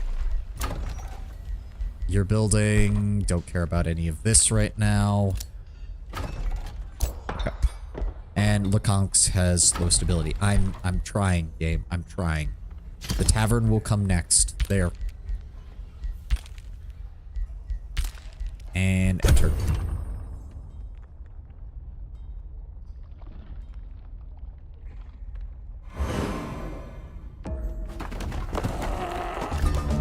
There we go. We now have view on everything here. O great Earth Shaper, he says with a lavish smile. What a sight it is to behold Constriv at sunset. The refined architecture, the grand squares and towers. Clearly the expression of civilization has peaked within our fair cities. The aesthetic standards of the marksman cities should be held in the highest esteem so that their splendor becomes well known throughout the realm. We gain the mark of the... What is that? We should be known for... Let me read it. Thank you. Residing in their high halls, the members of this race look down upon the lesser developed dwellings. +2 to order affinity. Cities of this race with a tier 3 or higher generate +5 Imperium. Cities of this race with a tier 2 or lower generate -10. Ugh.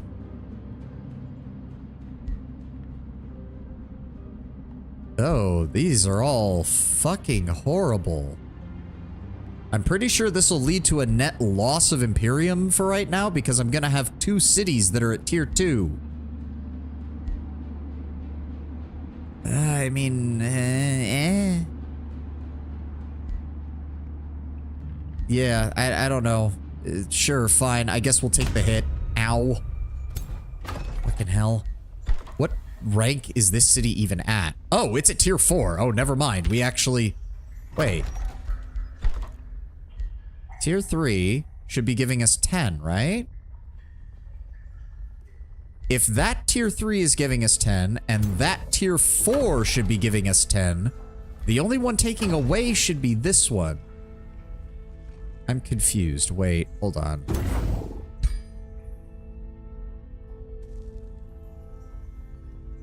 Oh, right. It's a -10 for a city tier 2 or lower, so... We actually didn't get any... Well, I mean, we didn't take a hit out of it, at least. But we didn't get anything out of that, either. Alright, so let me see here. What do we have? What do we have? We have a mine, quarry, conduit, farm, a mine, a conduit, a mine, a quarry, a conduit, and there's another conduit over here. So I'm thinking Arcane Governor, which will get us... Oh my god, we are now... Okay, well, our mana situation has been fully sorted. Our mana situation has been completely and fully sorted. We have no problems there. We also just reduced the draft requirements of every single one of our units by 20%. Also really good. There's another mana node over here and another iron deposit. What is this cave? You sons of bitches started with a goddamn near perfect start position.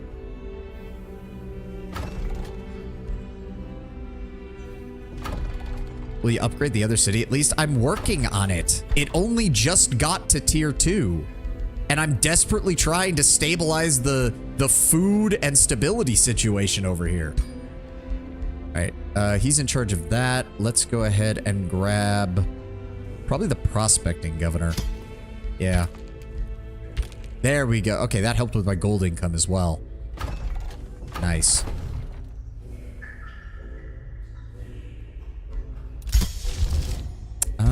What is your stability? Your stability's great. It also occurs to me we really want... Let me see here.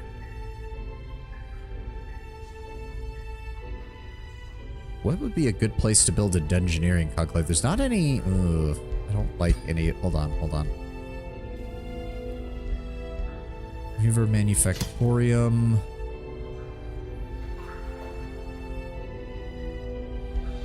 This place would probably be... here? Because we can build out... No, there's more conduits over there. This really isn't the best place for this.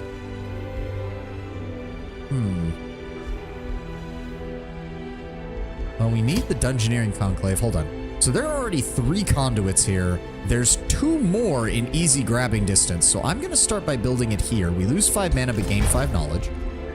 I'm fine with that. That'll get built in 1 turn. And then... Oh, right. We have to rebuild all of the defenses. So let's get that palisade back up and running. Because we want to get the done... Again, why? Why can't I link my fucking borders? You pieces of shit. Also, can't help but notice that they don't even have to... Yeah, there's no entry down here. Like, there's no entrance to the surface over here. They were completely safe in this little single cavern area. Motherfuckers. I'm just saying, when you get Lacan's to tier 3, you'll only gain Imperium across the board. Yes, yes, it'll be another plus 10. Alright, so I need everybody to start healing up is what I need. Giant's Foundry. Counts as a mine. Ooh. Might be really good. It would be plus 15. Because the cost is giving minus 10. Yeah. No, you're right, you're right. This gives additional draft, plus 10 gold. That's the Fire Giant. Units cost 25% less gold to recruit. That would be nice. Altar of the Stars reduces gold and mana base unit upkeep of magic origin units. Wait. Do these guys count as... Cave Walk, Construct, Land Movement, Range unit? They do not count as magic origin units. Okay. So that would not help them. How much do I need to... How much do I need to pay just to start the production? 140. God, it's above. Alright, well the stability problem is still handled here. The stability is actually good here, so I'm gonna go ahead... Let's just go ahead and awakened tools on you to give you more draft and production. Thank you.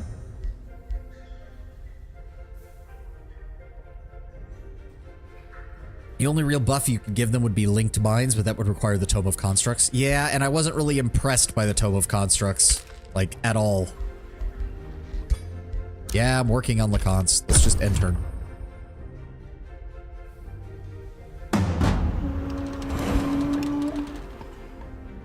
Bolt of Transmutation. Oh, right. There is also this over here. This counts as a conduit, plus 2 knowledge per research post in city domain. Alright. Construct produced the monolith. That's taken care of there. We need more money now. Oh, that's a guild. Hold on. Hold on. That's a guild. So that gives plus 10 gold per mine, which would give me plus 30. Oh, we really need a forester so I can get... I need to get that draft income. How much draft does it? So hold on. There are 176 draft a turn. We'd like to get that down so that we can get that in 1 turn. I could get advanced logistics, but that's not a priority right now. Raising cities gives additional... Funnily enough, that would be amazing because you can only get your city count so high, I imagine. Raising cities gets plus 1 population to one of your cities for every 3 population of the city that was raised. Would be good. For right now, though, I really need to get that. So let's go ahead and we're going to spend 84 on that and grab me that forester there. That'll get transformed into a proper dungeon province here shortly. And then that will allow me to build the armory, which will get me an additional 30 draft. There's an unlockable society trait that gives you war slaves at the start of the game. War slaves. You mean the war spoils? Or is that a different mechanic that you're talking about? That's not even going to solve all of our problems there. Well, actually, what I do need is the Dungeoneering Conclave. There we go. Because we do that, plus the Silent Barracks, and we're able to do a lot. So that would lose us... Oh, these are not good. None of these are good. In fact, what I would probably want to do is... grab that, maybe. His food income is so bad. I mean, a mage's guild here would be amazing, but we really just need more gold, because the problem is we are bringing in a lot of gold, but now we're getting to the point where a lot of buildings are costing a lot of gold. I want you to explore down here, please. Oh, this opens up into a wider cavern. Okay. We need to deal with that then. No, the Empire Development War Slaves that you looked at just now. Empire Development War Slaves? What? Empire Development... What? Screen Chaos Line War Slaves. Oh. Oh, okay, I see what you're saying. I didn't realize that was what it was called. There are those two wonders near your city. Yeah, there's the problem is that's a gold. That's a gold, and I somehow highly doubt that that's very good. Yeah, it's a full 3 rank on there. We might be able to do Giant's Foundry. That might be doable. 160, 110, 168, 68. The funny thing is, if we get production high enough here, this might actually be a better production province. Or region, I guess. This city's just not helping me. Maybe we can make our way down to the Giant's Foundry? I would imagine that if it allows us to recruit fire giants, then it probably has a fire giant in it. And if I was gonna go in there, I would probably drop the halberdiers and grab 2 of the mage locks. That would probably be for the best. It's gonna take us a little bit to heal up, so yeah, hold on. We can at least take a look, I guess. So let me drop off the halberdiers. Give me my 2 best mage lock units. Let's head back down this way. We'll be fully healed next turn anyways.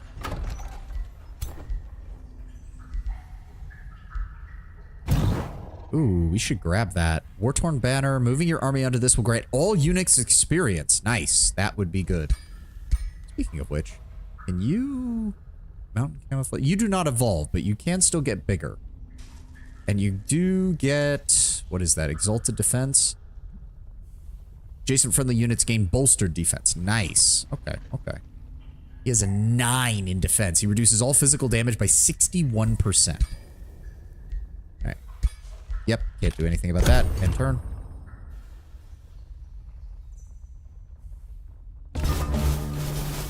Okay, Dungeoneering Conclave has been built, and it is starting to improve our provinces. Which means we also need, where is it? The Silent Barracks to give additional fortification health and +3 city stability per adjacent dungeon province. Which means 1, 2, 3, 4, 5. That would probably be the best place for it. Yes, we only lose 5 production, but we gain stability, and we'll gain more stability as this gets bigger. There we go. Alright, I think it's time we start. So I want to start with the clay chargers, because we don't actually have good charge units. Tier 3, they start at recruit, though. Is there anything I can buy that would make that better?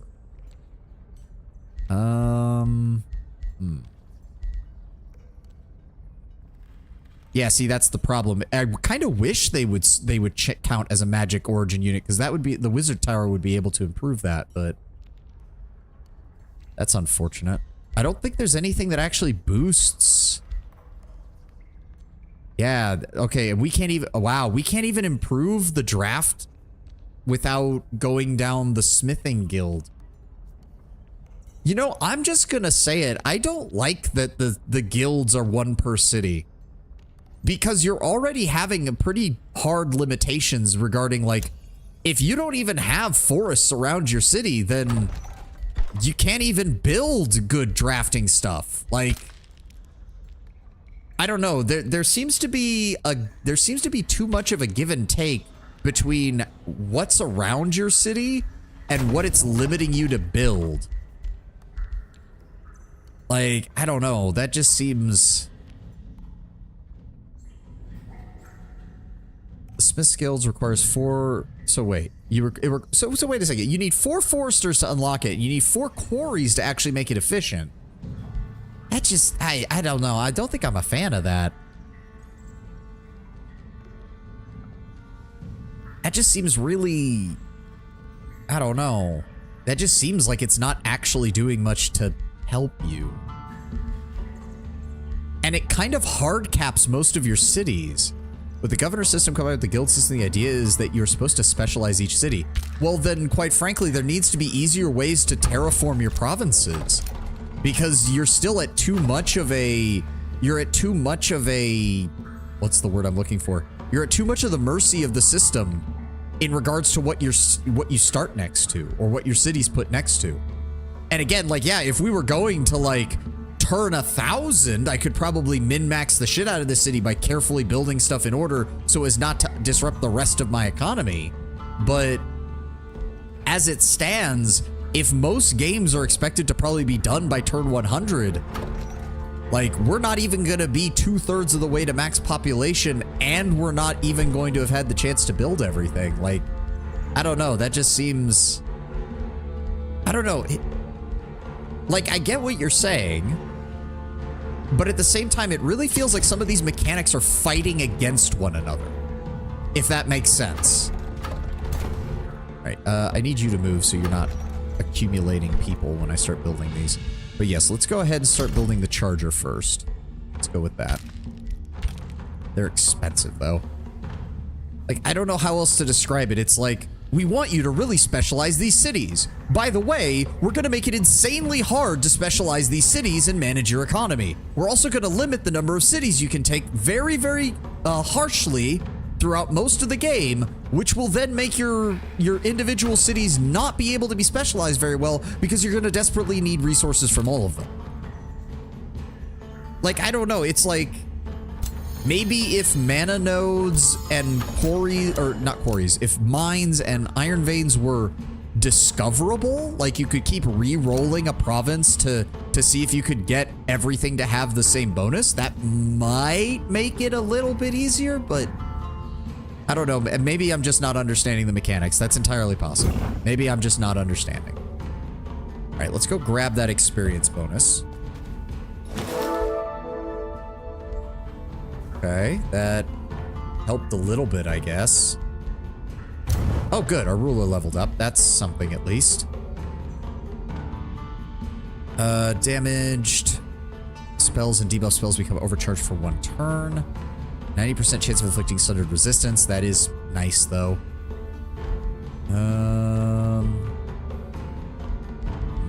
No, let's go ahead and grab the overcharge. Crown of Accuracy. I would actually appreciate having that, please. And then, yeah, we're making enough mana now, so I don't have to I don't have to keep my items in here to keep the equipment hoard. Heavy Armor Greaves, Boots of the Juggernaut. Yes. We have no rings. We have no rings. Good lord. All right. Well, we can't get in here this turn, but we can check it out next turn, I guess. Okay, so we have the armory. I don't know. Multipliers, Metropolitan Society. See, it's a shame that... God, I wish I could connect my borders. Hold on. I'm gonna do a quick Google search on that. Age of Wonders 4 can't connect underground borders.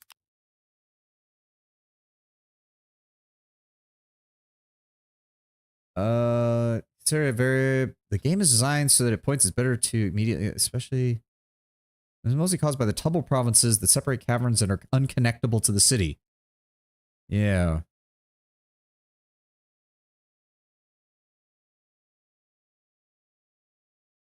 Hmm.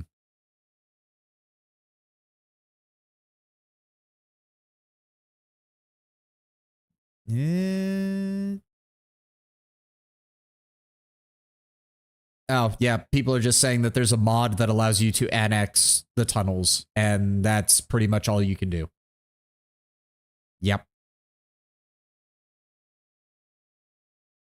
Oh, and they also clarify that if you conquer the area above ground and conquer both connecting, like if I what would be the way to do it? If I controlled this province, the province that has this underground entry, and I control this province and I connect them above ground, it also does not apply, which seems like a horrible fucking oversight. That is really bad. That is really bad. Oh well. Nothing I can do about it. Nothing I can do about it. Oh, this place could just build Mage-Lock cannons. I just realized, did the path down close to your capital change appearance due to the dungeon upgrade? I mean, this area did. This... I mean, there's like little bits of it. You can see the edge has like the same carved stone as the rest of it, but the actual tunnel itself does not, which is a shame because it means that it doesn't even look good. Like you're seriously just crippling. You're crippling not only the mechanics but the aesthetics of your empire by doing this. Kind of annoying. Kind of insanely annoying, honestly. The entrance to the underground. Oh, yeah, that also changed. It's now like a proper like gate. I have to wonder if that actually affects, like, if the enemy tries to come through and I have units stationed there. That'd be interesting. All right. Yeah, I know LeConte has low stability. 2 turns, that will be solved. And then we need to work on getting... I need to get the Dungeoneering Conclave and the Silent Barracks going down here. Okay. Enter. As I said, we're just kind of seeing where this leads us. I don't know if... We're definitely not going to be able to finish this map by the end of today. There we go. We're starting to get dungeon provinces down here.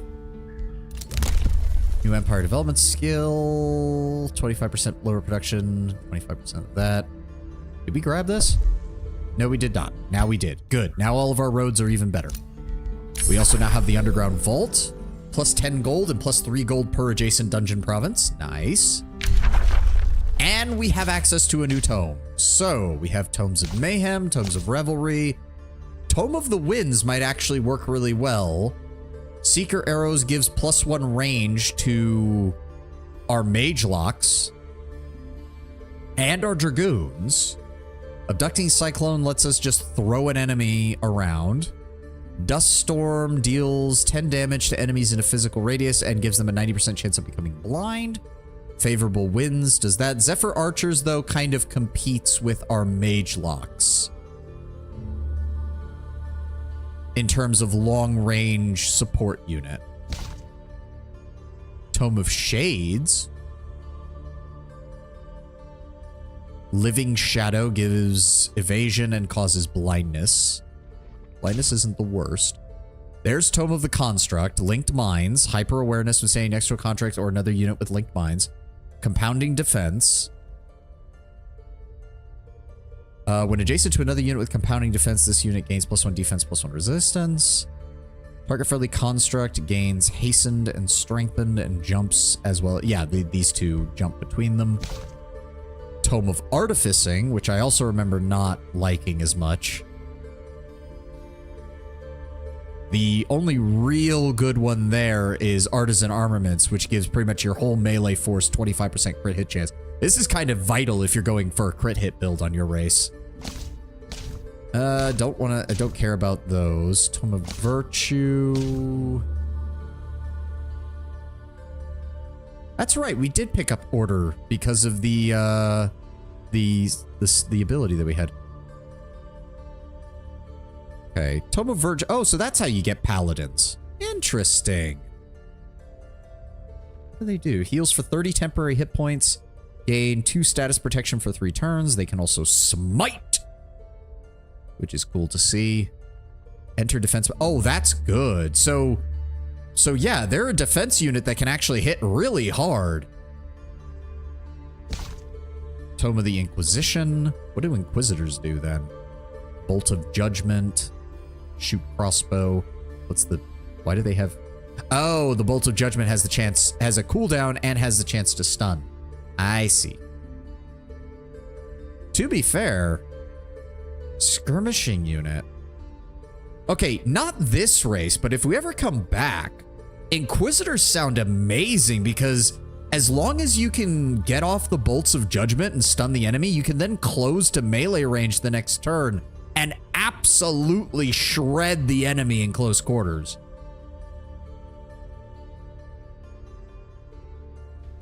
Be really neat in a future of going Evil Order. I was thinking it wouldn't necessarily be Evil Tenwin, but it would be Hardcore Order Chaos combo, and I would theme it off of the Boros Legion from Magic the Gathering, which is one of my favorites. Because I feel like Pyromancy plus this would be insane. The combination of spirit and fire damage. And then we have, they give the Tithe Collector. Oh, the ad is playing. I will hold here for a moment then, and we will continue as soon as the ad is done. I'm a stretch. I'll be right back. Yeah.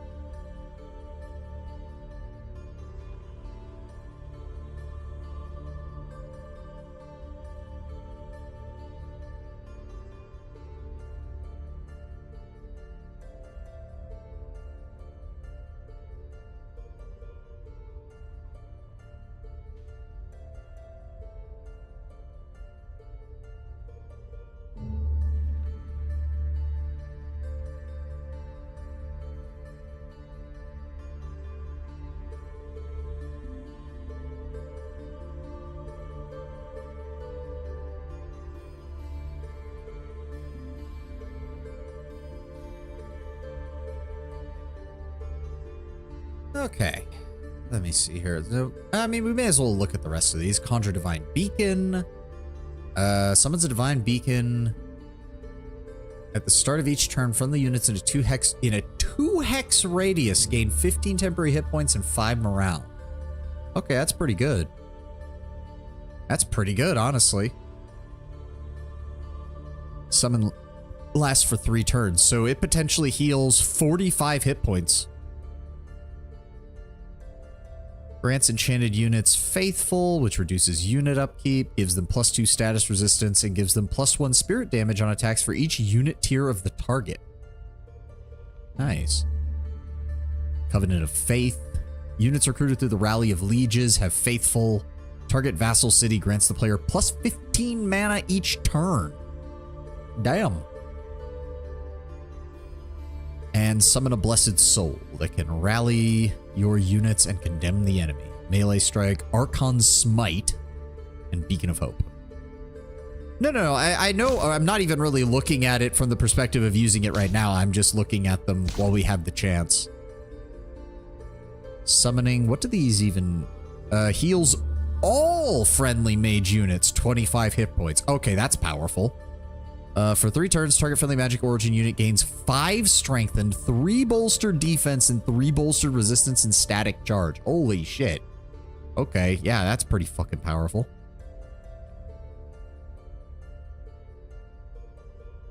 has a 90% chance of becoming dominated for 2 turns. If unsuccessful, deal 30 lightning damage. That is a 50% damage upgrade. Yeah. Yeah, I see that. Guided projectiles. Fire 1 hex further without the long-range accuracy penalties. Ignore accuracy penalties from the obscuring condition caused by units that are in the way of certain terrain. Oh, wow. So wait. If you went Astral Material and you went Tome of Winds and Tome of Scrying, that's how you would build the ultimate firing line. Because guided projectiles plus... where is it? Guided projectiles plus seeker arrows. Ooh, that's a spicy combination. Especially because I'm pretty sure... yeah, the Zephyr shot that the Zephyr archers get is a 6 range, which means with seeker arrows, it would become a 7. And then with Tome of Scrying, they would also eliminate both the obscuring penalty and reduce the long-range accuracy penalty. All right. The problem is I think we need more chaos, but the only options for chaos right now, because I don't think we even have any of the combos.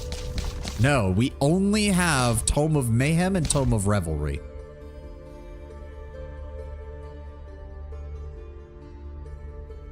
And I don't think those really work at all. I mean, they do work a little bit with Materium because Blood Fury weapons gaining +2 physical damage works really well with that.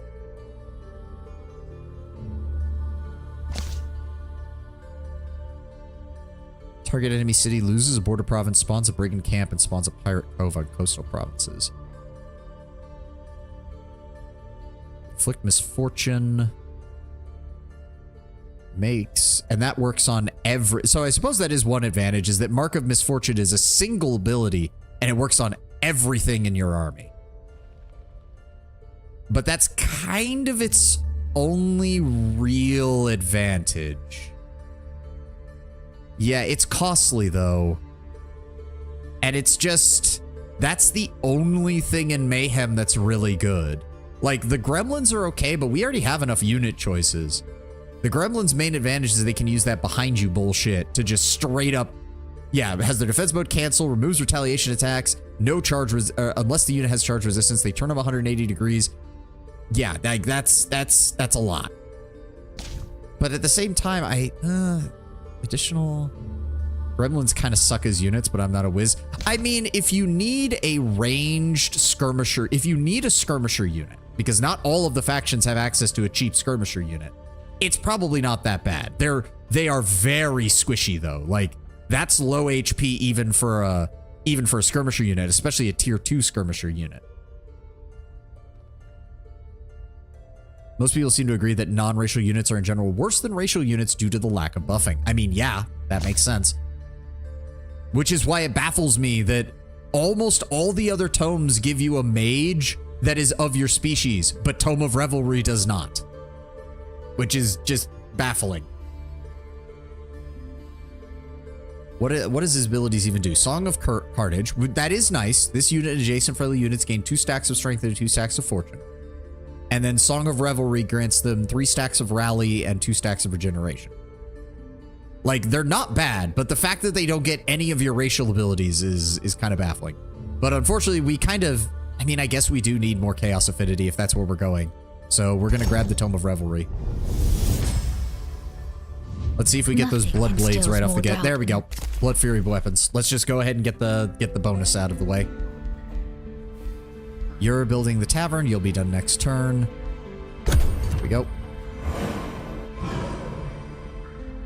I like the Tome of Revelry, partially because I love the mass motif. Yeah, no, I do agree. And like the tome art in all of them is very nice. There we go. Keep building it. I do like that you can definitively see where the dungeon provinces are. It's very obvious. Like, the traditional roads for the underground are all these little minecart rail tracks.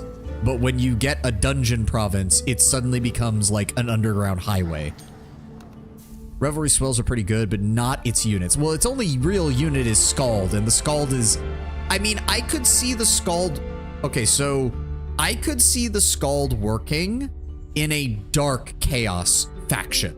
because dark has the ability to naturally apply weakened. So giving everything in your army, or a lot of the stuff in your army, by starting out bunched up and giving all of them 2 stacks of strengthen right out the gate, I can see that being really powerful. Okay, and we have a bronze one down here too. Interesting. That is +2 mana per quarry. Yeah, it's another one of those. I kind of want to see what's in here though. Let's see here. Supposedly we outnumber them. A grizzled blacksmith stands between you and the ancient forge. Forged closed, he says, defeated. Our work disturbed a fire giant and it's been... So yes, there is a fire giant here. He's gonna be here. They are on a rampage, tearing the forge apart. We barely made it out alive. The entire structure's collapsing. He wipes his sweaty forehead, tears welling in his eyes. All our livelihood gone. Before entering, ask him to bless your weapons. Or to enhance your army. We lose 230 gold, which is less than a turn's worth. All attacking units have bolstered defense until the end of battle. Crashing rubble. Every 2 turns a marker is placed, and after 1 turn, burning debris will crash down on all units within 1 hex of the marker. That will suffer 10 physical and 10 fire damage, and the hexes will gain on fire. So yeah, crashing rubble is going to happen anyways, but this will just straight up give us a bonus to defense across the board. Yeah, you know what? Let's try it. So, okay, so he has 2 animated swords, which are basic melee attacks. He's got a unit of halberdiers, an animated hammer. So that's a charge unit. Okay, so hold on. Polearm unit, regular melee units, charger. He's also a charger because he has the heavy charge strike, which ignores charge resistance. That's unfortunate. Oh boy, that's unfortunate. So that will get past our stone spirit if we're not careful. Luckily, I think the stone spirit has... He does not have additional fire resistance, unfortunately, but he does still have decent resistances and very high defense. We should be able to do this. Wait. That better be affecting everybody, because I swear to God, if he's not also affected by the Domain of Mayhem, I'm going to be pissed. Alright, this guy has very low resilience, though, so we might be able to inflict some pretty heavy damage on him. He does have Searing Blades, which is unfortunately, and Flame Burst Weapon. Oh, that's not good. Critical, additional critical hit chance, and whenever this unit kills another unit, deal 20 fire damage to adjacent enemy units. Otherwise, I would say Harriers would be very beneficial. Yeah, I don't think he's gonna stop. He's also a tier 4, which means we couldn't grab him if we wanted to. This unit ignites flammable obstacles it moves over on fire. This unit is immune to burning. Understandable. Siege Breaker, Unstoppable Juggernaut, Fearless, Control Loss Immunity. Oh, great. So he doesn't have to... Oh, you motherfucker. He doesn't have to worry about it at all, does he? Yeah, so this is the only unit in his army that can berserk. Everything else in his army, he does not have to worry at all about his units just going on a tangent and trying to hit themselves. Well, we can try it. This is supposed to be a low risk battle. Let's find out. I should have saved before we did this. Oh well.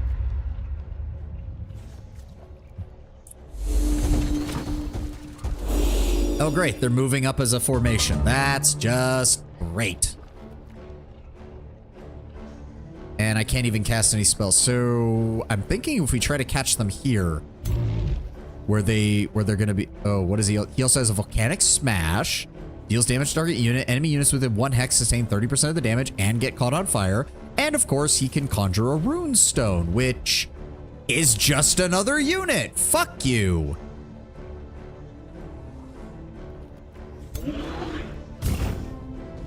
Alright, well, I do definitely think we need the spider then.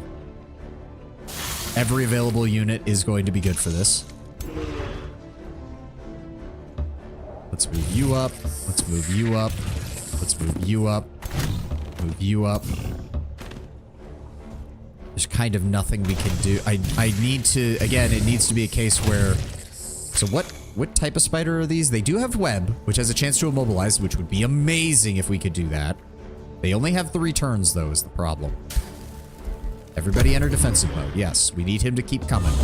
His army is built on aggression with all those melee... And what's he doing?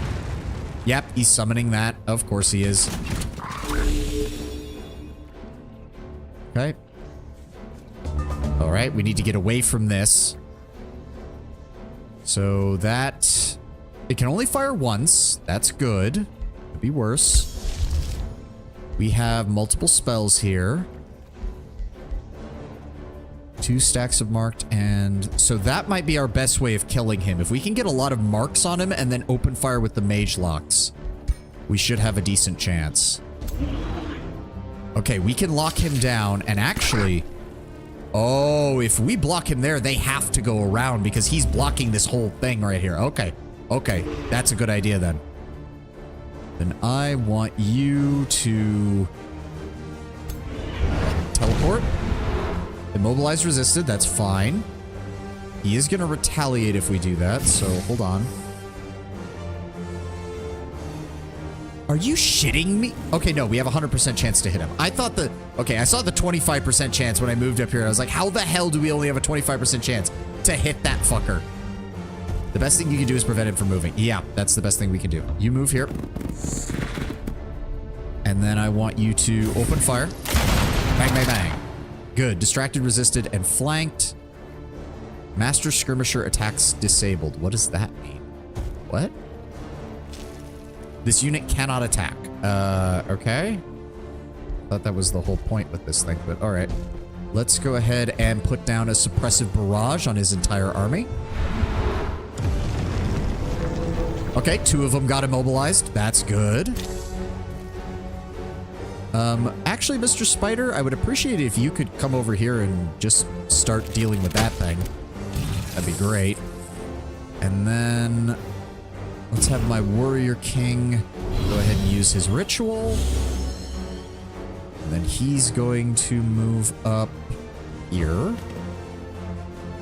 We're going to do practically no damage because I use fire, unfortunately. But hey, damage is damage. How much? He has 97 hit points remaining. So fire damage is worthless. We can't even set him on fire. Our best bet would be... So that is going to sunder his resistances. But so will that. So what we want to do is designate target on him. There we go. 2 stacks of marked, 1 stack of distracted, 2 sundered resistances. And then we want to... You're immobile. You can't get to me. Good. All right. So we want to...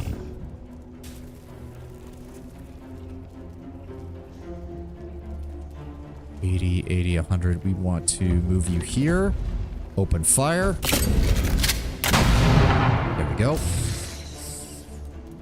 Can reach us over there. Okay, so what we want to do then is... I want to block them from getting closer here while also opening fire there. There we go, 33 additional damage. Then I need to move you up here. We got so close to one-shotting this guy. He only has 12 hit points left.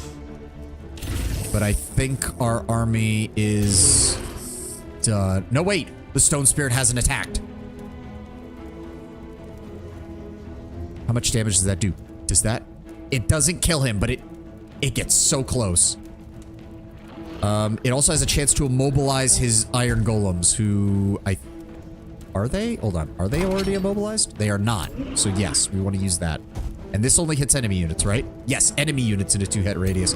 And he'll enter defense mode, which will make it harder for the enemy to hit him. Nice! Oh, they resisted it anyways. That's fine. You end turn. And... that's gonna be it. Alright, he's gonna attack. There's no way he isn't. Somebody just berserked. That's a problem. Okay. Oh, he only did 5 damage to them.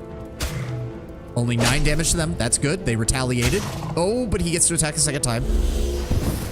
Ow. Yep, they can't do anything. Alright, what happens? No, don't tell me my king went berserk. No, wait, nobody? Nobody went berserk? Okay, I misread that. Never mind. All right, my guy can just finish him off, I guess, then. There we go. Da, da, da, da, da, da, da. Okay, we can deal decent damage to that. I would like the spiders to just... There we go. 1 and 2 and 3. Thank you. My mage locks also are now in a prime position to open fire, so let's just go ahead and full volley. There we go. As for you guys, you can hit them, so what I'm thinking is designate target on the iron golems. 2 stacks of marked. They did not get distracted, which is unfortunate, but that's fine. Let's just go ahead and shoot them. There we go. And then you... I do not actually want to move you up because I want him to try and move towards us. If I move you here... Let me see. Let me see your stats. No, they all get the... Yeah, they all have searing blades and the fire resistances. So my king is a little bit useless. You can open fire on him or on him. I would rather deal with the sword. Let's deal some damage to them. And then I want you to start attacking them. Ow! There we go. Another one down. Good. And then... Yeah, you can't move. You can't move. Let's at least fall back 1 spot to try and make it a little bit harder on them to engage. Alright, that just leaves my guy. He can... that fire attack is not gonna do much, unfortunately.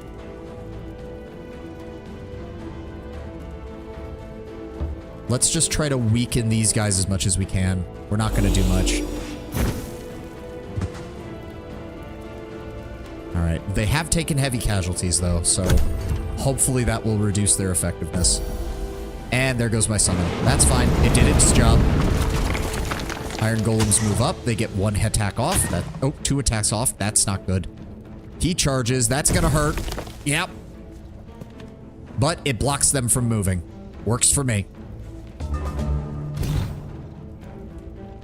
Okay. This is the better choice. It is actually going to deal some damage to them, even with the fire resist. And I didn't even notice that the stupid fucking mount... Oh, it's going to drop on our heads. Fuck it. All right. I want you to engage first, so go ahead and smack that around, please. 2 and 3. There we go. But we don't actually need to kill it because it's now very weak and it's blocking the rest of his army. So I want you... Let me see here. 2 stacks of marked. He's going to take a lot of damage from that if I do that. Give me 2 more stacks of marked. Anything that gives him more damage. And then we open fire. There we go. And then we open fire. There we go. And then you guys... Oh, they're not going to be able to...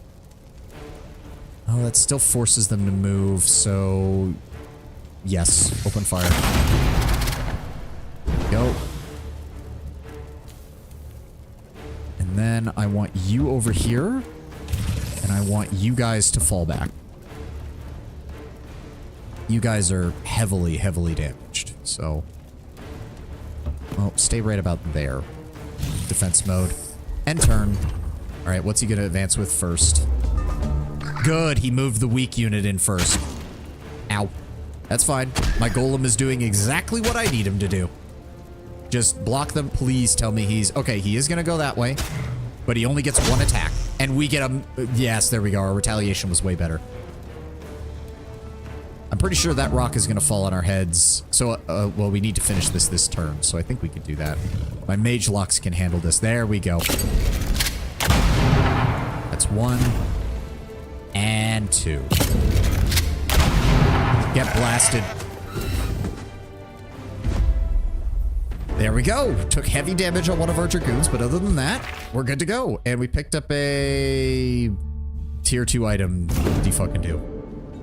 Hey, and I got enough gold back to pay for that enchantment. The smiths of the forge immediately begin to clear out the rubble. We thank you, Earthshaper. The blacksmith Harumph as he lifts a large chunk of debris, laughing as he reveals a lock checked. There it is. The lockbox made it through. He opens it to reveal many finely crafted objects. We will need some time to rebuild the foundry, but I can offer you one of our masterworks as a token of gratitude. I mean, well, we're going to take something. Wind barrier ring. So that combined with the robes pretty much makes my hero untargetable by ranged attacks. The battle axe, which... Really? This is their best thing they can give us is tier 2? And the unit has +1... I guess we'll take the wind barrier ring. Because we don't have any. Thank you for finally giving me a ring. Because now, that should mean... Yes, we have obscured and wind barrier, which basically means ranged attacks do not matter.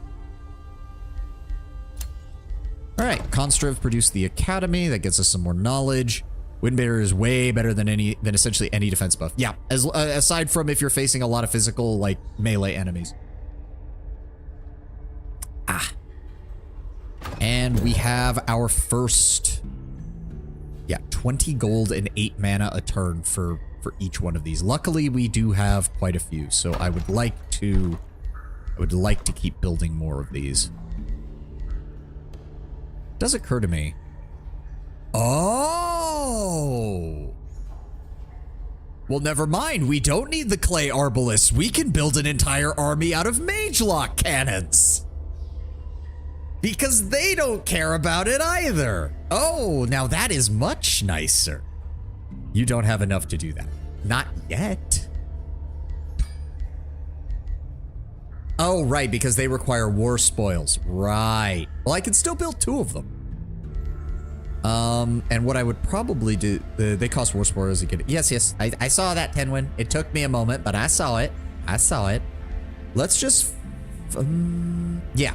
So let me get 4 more of the clay chargers.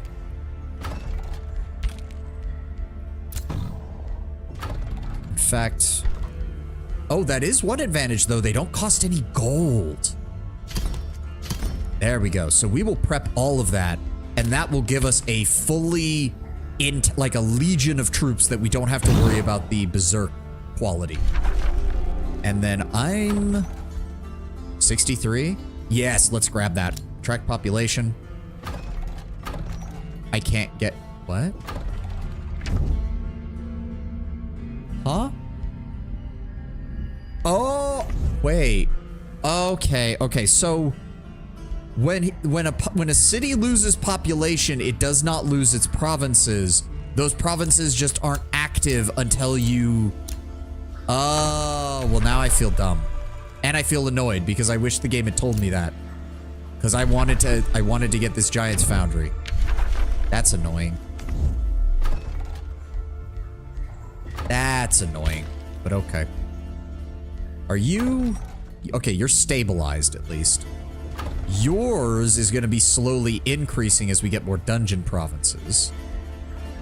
Or no, you don't have the thing that gives you that yet because you just have the engineering conclave, but that is still improving your production, which is not bad. Okay.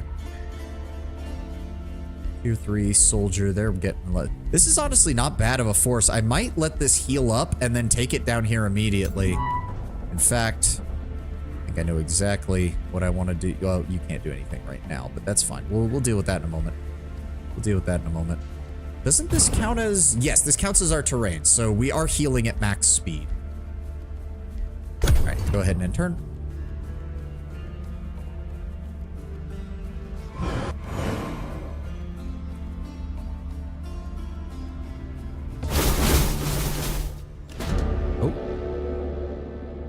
Your steward insisted you hold a formal feast for your distinguished subjects. Unsurprisingly, the event is tedious and insipid. Guests wearing suffocating dresses and awkward robes sit at long tables, solemnly chewing bland meals. Troubadours play dull tunes reserved for refined banquets per tradition. A dancing bear has fallen asleep.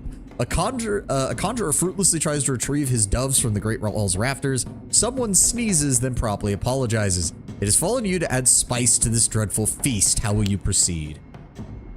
Seek pleasure in inhibited forms of entertainment and suffer a crisis, or lose 233 gold and probably fail the event anyways because we don't have enough chaos boons. All right, well, I guess we'll try it. Hey, we succeeded. So, you know, small favors. All right, we've got some more stability. That's good. That will help. There we go. That will help stabilize that problem. Spells ready to cast. Oh, more awakened tools. Unfortunately, we don't have a city we can really do that. What I want you to do is build me some roads this way. Then fall back here and build some more roads going this way. Thank you. And we'll connect it over here. Do I bring the rest of my armies down to deal with these randos who are down here? Because more experience is more experience. Or should I wait until we have these guys and bring them down so they can get experience? Yeah, that's the problem. My mage commander doesn't have... Hold on, do you have... Let me see your... You do! Oh, you should be standing with them then. Get them experience, please. No, go in the city. There we go. So that'll get them some experience going. Nice, nice, nice, nice. I mean, he is a defender. He's actually not the worst choice because I can send him in to draw the enemy and then have the clay chargers follow up with the attack. Frost Wyvern mount does give him flying movement. The Nightmare mount does give him intimidating aura, though.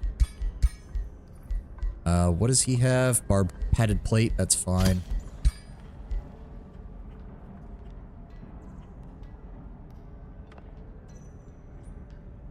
I'm surprised. Wait a second. Could you pair heavy armor greaves with a flying mount to just kind of negate a lot of the problems? Because that would be kind of good. Or would that still... That's kind of annoying, because it's really good on the defense. Let's give him the Frost Wyvern mount. Alright, we've got that. We'll be getting the rest of the chargers here shortly, and then we can grab the mage locks. These guys are expensive, but we are bringing in plenty of money. This is going to cut into our money kind of heavily. Actually, it's going to cut our money in half, but that's fine. We can work from there. And in all honesty, like, it's a champion, but how much is it costing us? 12 gold and 3 mana. I don't know. Whoa, wait, what? Oh, right, because they're standing on the firestones. I forgot about that. I forgot about that. All right, end turn.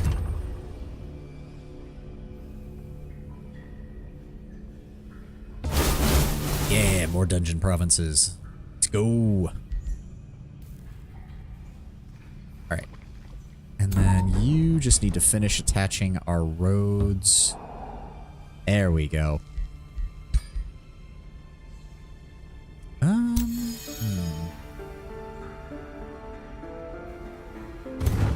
You need one more turn to heal up, but you can move a little bit closer, actually. You go ahead and just give me another road coming this way. Thank you. There we go. Fully linked. Also, yeah, our movement speed now on our roads is roads, and especially roads within our borders, are massive. Where is the next? So there is stuff down here. There's another entryway to a cavern over here. Oh. Oh, wait, what? That's excavatable. I somehow completely missed that. Okay, well, something to consider once we clear this out. Deja vu, I've been to this place before. Little bit, yeah. Alright, you're still working on that. Good, he's starting to give some recruits experience, thank God. Constriv, one more turn for that. That'll have all of those guys figured out. I guess that does mean I can consider moving some heroes around. So you are a Spellblade. And you are also a Defender. Do you have the... You do have the EXP. So, let's see here. You guys are elites, which is great and all, but I'm going to need to take your leader and bring him back here so that he can be ready to pick up our mage lock cannons. Is there an entryway to the surface down here? No, there isn't. Not at all. Damn. All right. All right, yeah, we're gonna go ahead and have this same force next turn. Well, actually, he can move over here and still be in my borders, and that'll get him a little bit closer. But yes, next turn we'll send him further. What is this? View which armies would aid this army in battle if it was attacked. Oh, well, there's nobody around. That's fine. Enter. But yeah, you guys weren't kidding when you said that nobody comes underground if you're down here, because we have not seen anybody even try. They claim they're sending invading forces, but then nobody ever shows up. Okay, he's got these guys. Very nice. I should have put this guy in the group to begin with. Because the recruit... Yeah, the soldier alone is going to give them plus 10 hit points, which is nice. That gets into 100. Oh, look at that. Look at the distance we can move now, and that's outside our borders. What does the Dark Lair do? Counts as a quarry, plus 2 mana, and more Rally of the Lieges. I haven't even looked. Oh, yeah, technically we haven't even annexed a Wonder yet, have we? Right, because we haven't even gotten a chance to grab this. Because the food situation is garbage over here. I mean, we do keep seeing on the end turn stuff, we keep seeing like calculating battle stuff up here in the upper right-hand corner. So they are fighting up there. How much they're fighting is beyond me. I have no idea. Cities can outbuild teleporters, and outposts can outbuild teleporters in a province they annex through a work camp. That is good, but not right now, unfortunately. I would much rather get myself some more population. Now, here's the problem. I really want to have that annexed. Just so that I can finally have it. Oh, it will also give us Imperium. Yeah, no, never mind. Like, sorry, your food problems will continue because I still can't get more. Oh, there we go. Granary. Please build the granary. Oh, we do that and we'll get a lot of... We have the money for that, right? Yeah, we got the money for that. Go ahead and start working on that. In 4 turns, that'll get that, and that'll get us a 15. That'll get us a plus 15 to our Imperium. I'm guessing at some point in the game, you just stop using Imperium for improvements and keep using it to boost population, because that seems way more efficient in terms of getting more resources. In fact, I'm just going to do it now. This is the Reaver Manufactorum of the Silent Barracks, so we want a quarry right here. And next turn, that will get transformed into a dungeon province, or at least it should. And then we can get... Oh, right. You're up here to grab the mage lock cannons when they show up. For right now, you guys are good. You guys are fine. And you're just waiting for next turn.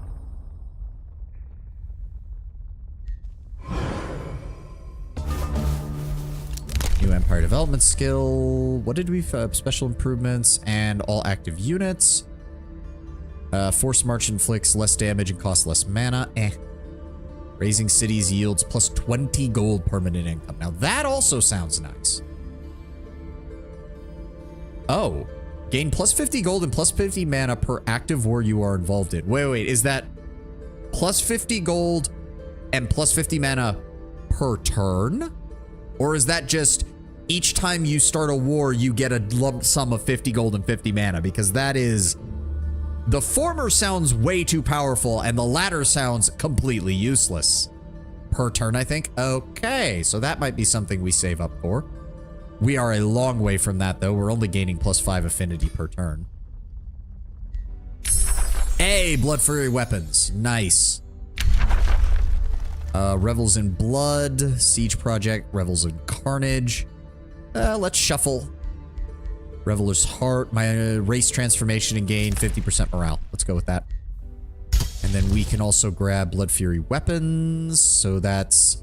This is 3 base upkeep per unit, and we're adding it... 2, 3, 10, 15. So that's 45 mana. We can afford that. Oh, 39, I guess, because upkeep reduced on a couple of units. That's fine. There we go. And that also works with these guys because that's just going to further improve their actual ability there.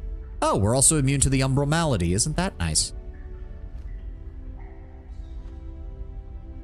God, that Legion effect. The fact that it stacks up to 4 times.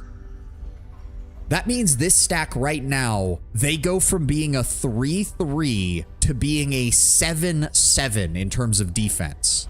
Even if they get hit with lightning, they're still going to be decent. And they gain +1 base physical damage on attacks, which gets added to that, which means they have a base of 25 physical. And as long as they're charging, they're going to deal potentially up to 60% additional damage. Destined Conquerors is beneficial no matter what. Yeah, especially on a map like this. Especially on a map like this. Okay, so we have our charging army. This charging army is worth 1,200 combat. Holy shit. Okay. No. I need you in the center of the city so you can pick up the Mage Lock cannons as they come in. We need to find another free city down here so I can kill them and get more Mage Lock cannons. That also means that keeping Mage Lock cannons safe is very important because you cannot easily replace them.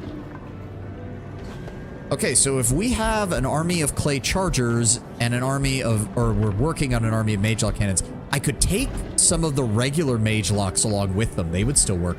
I'm guessing then we spend the rest of it on clay defenders so we have a solid front line. I think I still have the money for that. Yeah, I think I still have the money for that. They have Blood Fury weapons. They get the EXP bonus. They still get the Heartless, the Legion bonus. God damn, the Legion bonus means that when we have a stack of them, they're going to start with 9 physical defense right out the gate. Wow, these guys are good. I'm almost surprised they're not labeled as tier 4. Well, I know, because tier 4 is largely like the realm of mythical style units and above. Like, so I can get why they're not tier 4, but they are a solid high tier 3. Unless I'm just missing something here. 1, 2, 3, 4, 5. Let's just go ahead and start recruiting that. That means I'm gonna need... I need my other...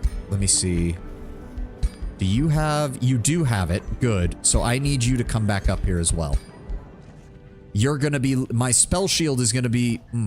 Actually, do we want the spell shield leading them, or do we want the defender leading them? I might change that around. We'll see. At this point, the Arboros units seem kind of weak by comparison due to shit defenses. Yeah. Do remember, they do also still revive. They also get a fairly massive bonus from the Legion, simply due to the fact that their physical damage increases by so much. But they are the weakest of the set. But then again, like, if you were playing pure material, the only other unit that would be comparable is the Zephyr Archers, which requires an entire other tome to get. But yeah. The only real downside with the Mage Lock cannons is that you have to be stationary to fire. Also, it can inflict friendly fire now that I'm looking at it. But the big thing is that it also just destroys defense units. Like, it does not care that you're in defense mode. You will get absolutely fucked. Because it disables your defense mode, and then it also destroys 50% of your defense. Oh, wait.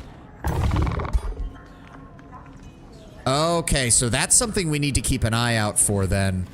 I forgot to get the spell that lets us give non-racial units the focused aggression for their melee. We need to find that. So, ooh. I have a lot of mana. We could... Dungeon Hazard. No. Shuffle Research. Shuffle Research. Shuffle. Shuffle. I don't want to use too much. Come on, it's got to be in here somewhere. Engraving of Focus. There it is. Again, it'll cut into our mana, but this will give focused aggression to mark enemies to the rest of our units. There we go. Let's go ahead and grab that. Fair, they would have a damage of 41 if I'm keeping the math right. Yep. Well, don't forget, Legion caps at 4 stacks. It doesn't just keep increasing. Legion, as much as hilarious as that would be, it stacks up to 4 times. So that would get them an additional 4 base physical damage. Oh, it does occur to me. We also have sundered weapons, right? Yeah, so that means we're also reducing enemy defenses, and that stacks up to 10 times. So if we do a lot of physical damage, that's good. All right. Oh, right. We were about to go deal with this dark lair, weren't we? Oh, it's literally just a bunch of worms. Just a whole bunch of worms.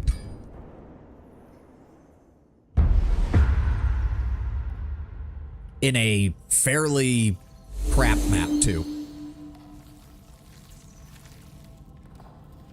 All right, you guys don't want to advance too far. I can understand that. I can understand that.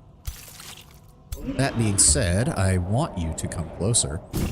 So, let's put you up. Let's put you up. You guys here. You guys here. Set up our Mage Lock firing line. It's not much of one because there's only 2 units of them, but that's fine. And enter. Defense mode. Yep. They're going to... I think they have a spit attack? No? No, they don't. Huh. For some reason, I thought they did. It's fine. But they are charging units, which means we do not want them to do that. So... let's go with physical damage. Okay, hold on. I know what we can do here. Do not use that first. Do not use that first. What I need is Ignite on you. Good.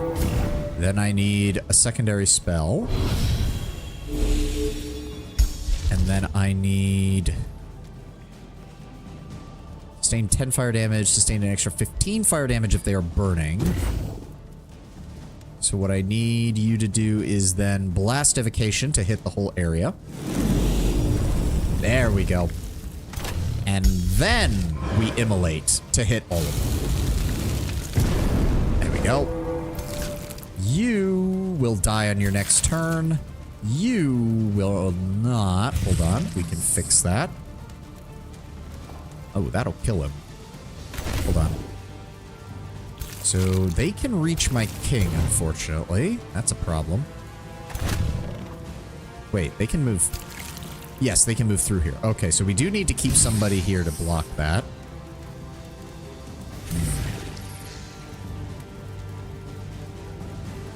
If I move... hold on. Let's move you here. If I open fire, you die. Bang, bang, bang. Good. You can reach us, which is a problem. But if I move you here... flank this side. Open fire on them. This guy will die to the fire next turn. You guys fall back. That's fine. Then we're going to... immobilizing. Come on. Nope, he resisted it, but that's fine. He's in there. He can't go past us. He can't reach our guys. Very nice. Which means I can move my infantry up. And they can... let's go with you. Bang! God, that's so nice. You move up. Unfortunately, you don't have much of a chance of hitting. There we go, that works. You move over here, and then you can Quake. Enter defense mode, and they still take damage. Oh, and he's immobilized. They're fucked. That means he can't even get... okay, he can get into combat, but not by much. End turn.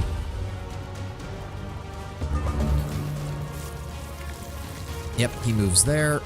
They get 2 attacks? Oh no, they do the right, they charge. Oh right, it cancels defense mode. That's annoying. But they don't do much damage.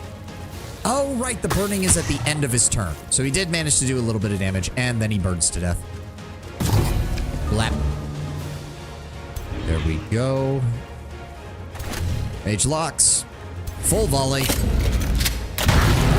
Get blasted. And then you can just finish them. Don't even have to worry about the berserk effect. Very nice.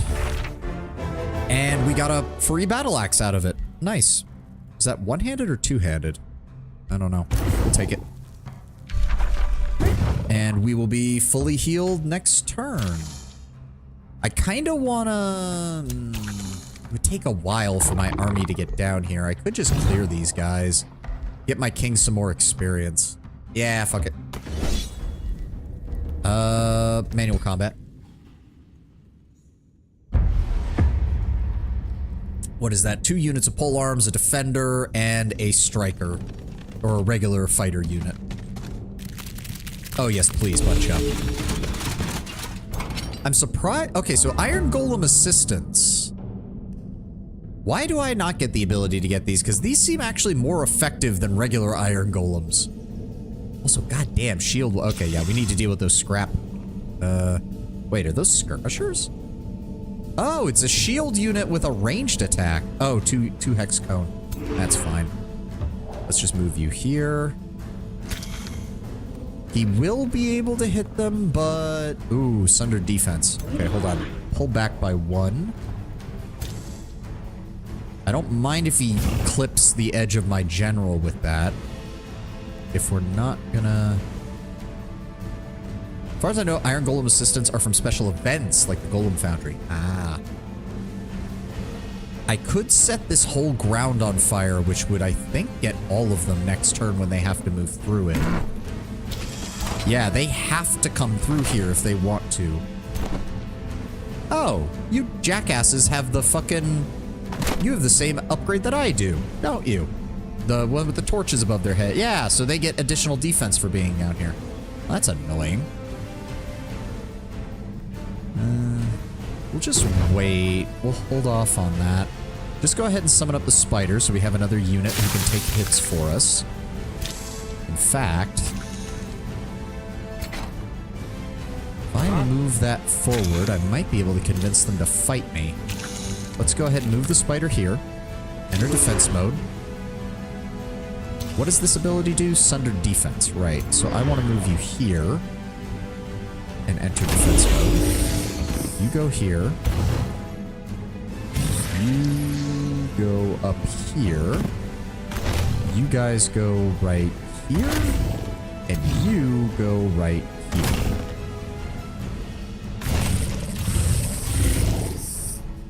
Go. And enter. I really want them to bunch up trying to get through this area.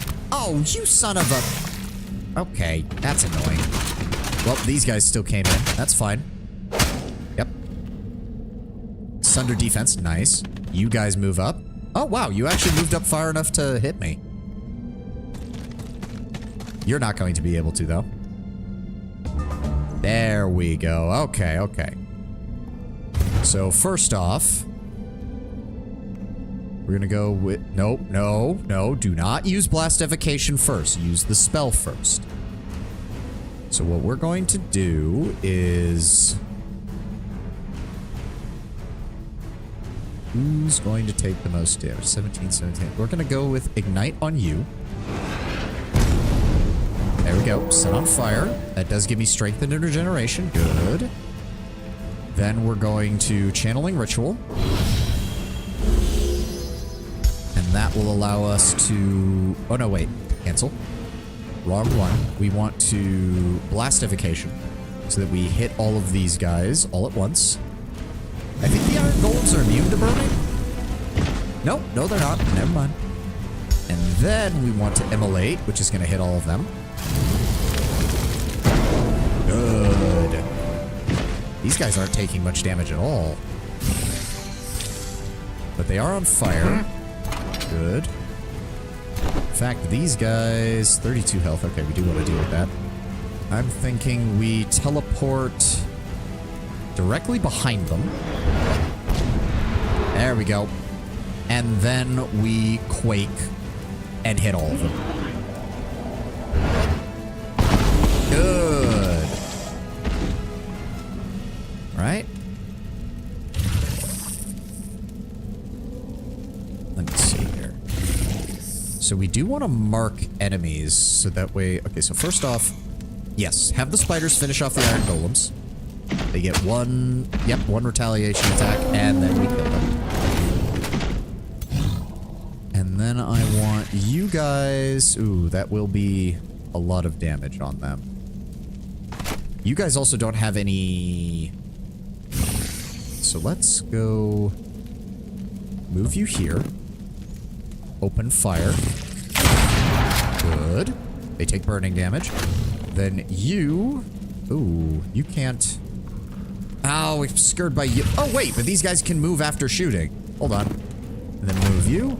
And then switch to this. And... You guys are good? It doesn't... Why is it not saying 100%? I'm going to assume it. There we go. They take extra damage. And then we just move these guys back. So that way... Well, let's pull them back by one. Force them to... They'll either have to move all the way around to deal only one attack, or they can move here and deal two, but then they're locked in. And then you guys... You're almost dead, so I don't feel bad about... Let's move in and melee strike them twice. That's going to mark them. Sunder defense and marked. Sunder defense and marked. And then we mage lock. Oh, wait. Move them out of the way. Then we mage lock and open fire. They're almost dead. And then we move you back into position. So if these guys try to move, hopefully we can engage them. And I think that's it. That should be it. Yep, they burn. They take damage. Oh, somebody berserked. That's fine. And he stabs and does almost nothing. The copper golems... Yep, that's fine. That's exactly what my stone golem is there for. Or earth spirit, or whatever the heck this guy is. He's doing everything I need him to. He's just taking damage. Oh, those things get health back. That's annoying. Oh, and then he burns to death. And then those things get shot. And is it my turn? Yes. Go ahead and just... Oh, whoop-de-doo. You get first strike. Smack. Smack. Smack. There we go.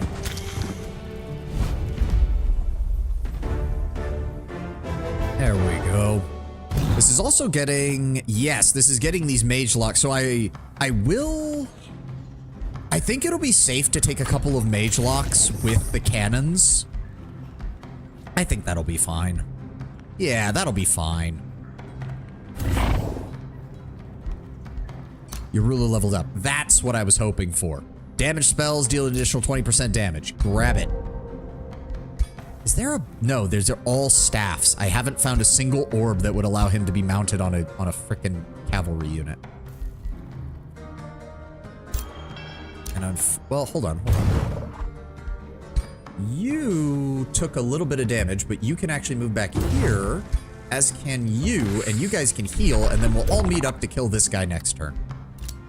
You're still producing the clay... Okay, you just finished with the clay chargers. Those guys are all over there. Mage lock cannons will be... That's 318 gold. Nope, not worth it. You can build an item forge and make an orb. Yeah, I could do that, but... That would require me to actually build an item forge and waste time on a mechanic that I really didn't enjoy the first time around. I know that's partially my fault, but still. Okay, please, you've got to get this finished. And you're still waiting. Is there anything we really need right now? I kind of want to just get this city back up to where it was. Yes, like we still... Now we can find... The next population... we get, we'll be able to claim this giant's foundry, which will be nice.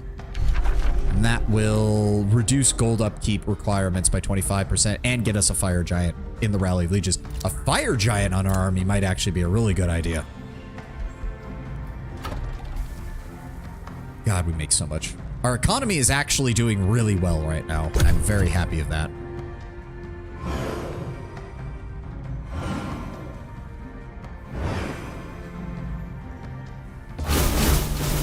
Consumed by arrogance. Oh. Is my... what do you want to do? Govern a city that has a gold income of 200. Do I even have you as a... What is collector? Oh, that's actually a really easy one. Yeah, go ahead with that one. Sure. The strength of Materium, fat stacks. Yeah, I mean, especially if you were playing a industrial nation because they get that prospecting mechanic. That's really good. Okay, we've got our first mage lock. Definitely want to get that upgraded as quickly as possible. That is absolutely essential for something like this.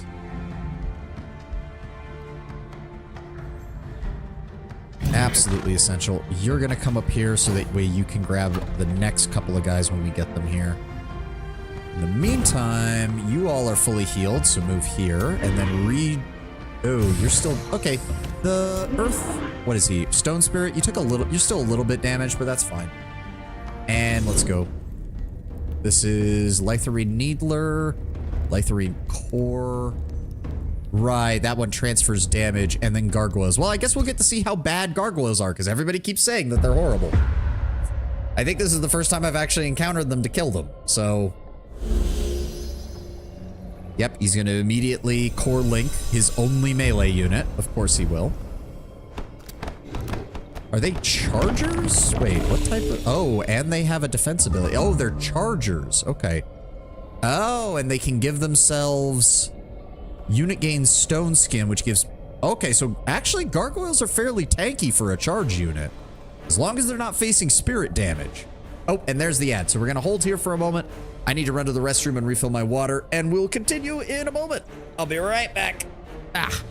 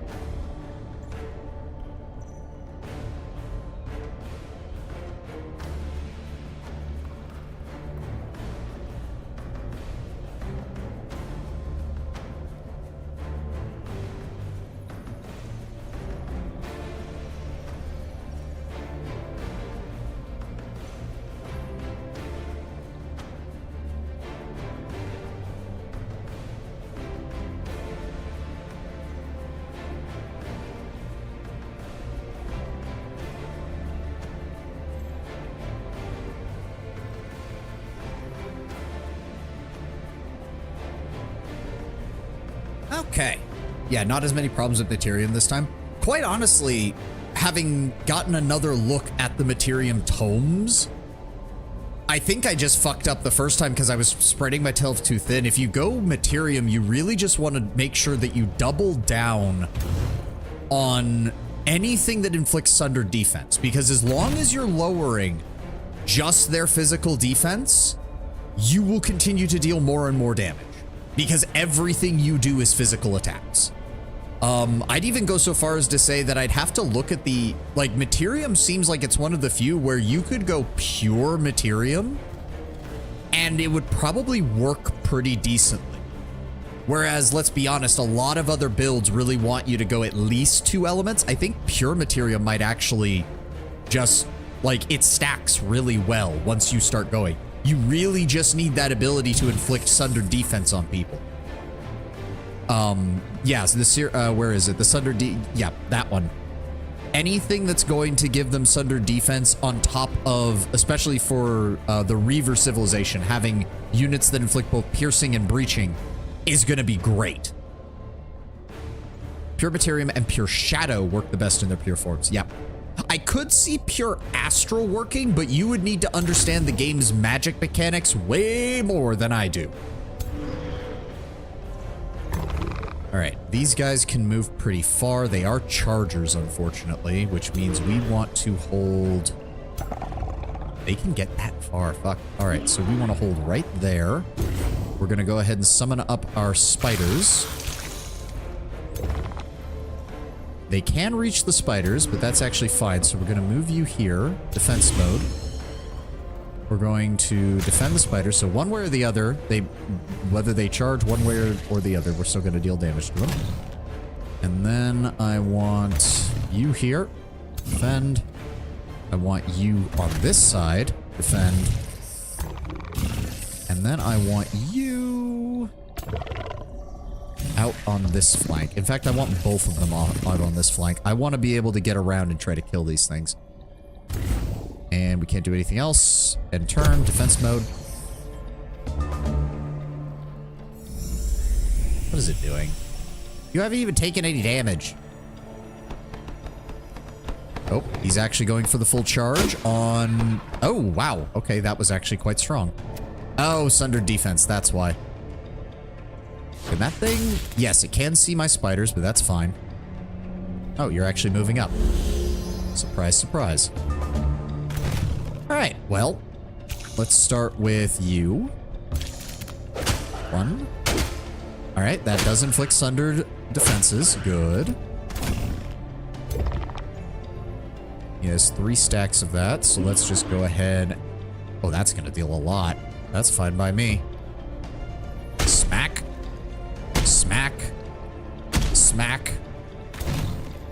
Yep, I know it's not dealing that much damage to him, but that's fine. Him and this thing are about to have a very bad day. Get blasted. And then you're also going to get blasted. Wait, 10%? What? Okay, no, that was for that guy. Okay, good. I missaw that. And then... We're going to... So let me see here. Yes, head you in. Slice. They get marked and sundered defense. We send you in. Slice. Marked and sundered defense. Oh, that's so good. That also doubles down because with the Reaver ability to deal additional damage from marked, you can reduce the enemies. You could potentially, at maximum, reduce the enemy's defense by -10, which is going to reduce almost any unit in this game's physical resistance to 0, and then deal 50% additional damage on top of that. Okay, so what I want to do then is we're going to... I can't hit both of these guys, can I? Let's go ahead and ignite you. Oh, you have fire resistance. Ignite you. There we go. That gives me strengthened. Then we're going to give myself another cast. How much damage? Hold on. You have 17 hit points and you have 3 stacks of burning. So if I throw that on you... Alright, you're gonna die next turn no matter what. And then we ignite on you. There we go. And who's left? Oh, you guys. Do you have slippery? You do not, so you can't really get away from my guys very easily. That's fine. Oh, well, one of the spiders died. Whoop-de-doo. Yep, he dies. Oh, they berserked, but they open fire on him and we win. Works for me. There we go. Another problem taken. Oh god, it's gonna take them a long time to get up to legend. Holy shit. 120 experience. God damn. This guy's only still at an elite. Like, see what I mean? How, like, it takes so long to level up. I'm only just now getting close to where the guys on the surface started at. All right, let's get back to our territory so we can finish healing up and we can start reorganizing our new clay legions. Those guys are elite, so they're not as good. They can stay there. I don't... Oh my god, they're legend shock troops now. I will admit, that's pretty good. Pure Shadow, Hard Necromancy, Swarm opponents. Yeah, I could totally see that. Start with a Warlock or a Death Knight as your main hero slash Mage King, and just go really hard on summoned units. Really hard on undead raised units, I should say. Just never stop. I could easily see that being the case. All right, you've got your Mage Lock Cannon. You're training it up. That's good. We'll have the next one ready shortly, and then 1, 2, 3, 4. We need another Clay Defender on top of that. 5. There we go. And yet somehow our economy is still keeping up with this. You're being uppity. Here's my stack of 6 skeleton dragons. Yeah. Yeah, I could totally see that. Oh, engraving of focus. Good. Spell-tempered shields. Grants enchanted units resistance. When entering defense mode, this unit and all adjacent allies receive resistance. Revels of Carnage. I don't really like any of these. Shuffle. Dungeon Hazard. Enemy army spell. They sustain 15 physical damage, doubled if they're in a dungeon. And for 1 world map turn at the start of combat, this unit... this army becomes slowed. Yep, 3 movement in combat for 3 turns. Shuffle. Revels of Blood. Siege Project. Revels of Carnage. Shuffle. Come on, shuffle. Reveler's Heart. There we go. That was the one we were working on before I grabbed the other one. There we go. And then... Engraving of Focus. That's going to take a turn. You get to the surface with the enemy walking around with tier 5 units because that would be a luck. Yeah, no, I'm fully expecting that. I would fully expect that. To be fair, I was expecting us to get alerts like that somehow the AI was like winning the game or something. But if it's not, I'll definitely keep this save file around and we can maybe continue it when I come back to the game. I would not be adverse to that at all.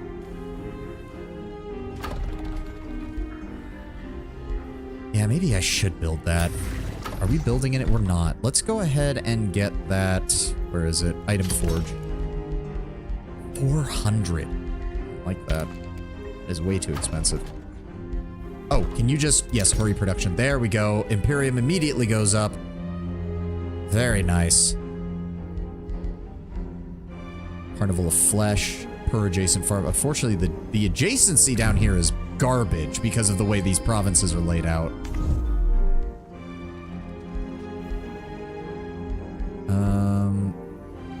We do have enough of that. I could...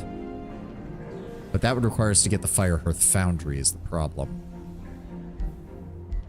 I just need more food down here. Just start work on the granary, okay? We need to get this food production under control. City is worthless. The city is not worthless. But the way it's been building is making... Like, it provides 100 mana a turn in there. 160 mana there. 127 mana there. It does occur to me. I should probably... Yeah, I need to save up for expanded governance. That way, if I encounter... I'll almost guarantee you there's another free city down here somewhere. I would almost guarantee it. And we need to be on the lookout for that. Also, these jagoffs are still sitting down here. I forgot about them.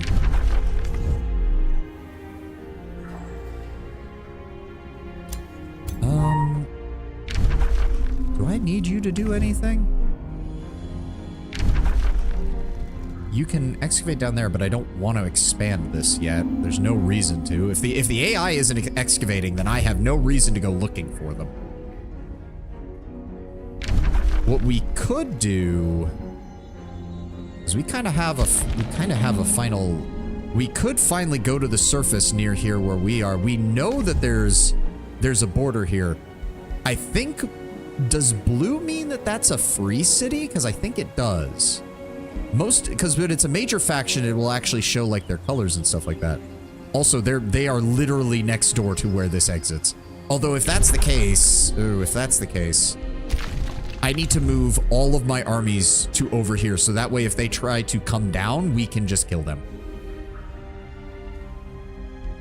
It also occurs to me, if we do get into a war with them, we're going to want to grab war slaves. Because we will not want a city on the surface until we're sure we can hold it. All cities are hostile, so all free cities will be red. So it isn't a free city. Oh, you're right. I think you're right. We'll see. Regardless, let's get our scout back up here. Let's start moving our armies up here as well, because we don't need to keep them down here. We also will need to do some reorganization when we get back to our territory anyways. Where's our king? There he is. Yeah, it's going to take him a little bit to get back here, but still. It's not bad. It's not bad. Yeah, I need to get him an orb. I need him to have a better attacking weapon. The staves are just not worth it right now. I do love how... I will say this is my favorite like terraforming project because it does so much. It adds the pillars. You get like all of the torches, the cobblestone, not cobblestone, but like brick laid groundwork. You get the highways. You get the carving into the bedrock around the edge of the provinces. This is my favorite form of the terraforming that we've seen so far in this game. I really like it. All right, end turn.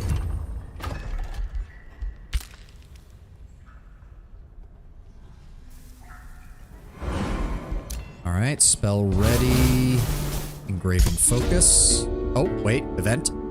This, the man says with pathos, is the legacy of us marksmen. In ages past, tribes, kingdoms, and entire realms have disappeared into the mists of time, their knowledge seemingly lost forever. But with great dedication and spellcraft, much that was forgotten can be rediscovered, like the runic messages carved into the hidden roots of this world. We've compiled a book of tutelage ready for transcription so that all of our people may be guided to study the past. We gain the Mark of the Owl. Ooh. Cities of this race gain 15 knowledge from cleared ancient wonders in their domain, but lose stability when there is no ancient wonder in their domain, which means my capital cannot get it because there is no city, there is no wonder.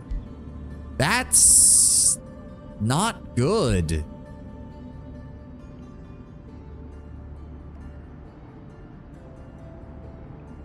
I'll take... Oh, can I afford the city? I can afford it in my two major cities. I don't know if I can afford it in my minor city off to the side.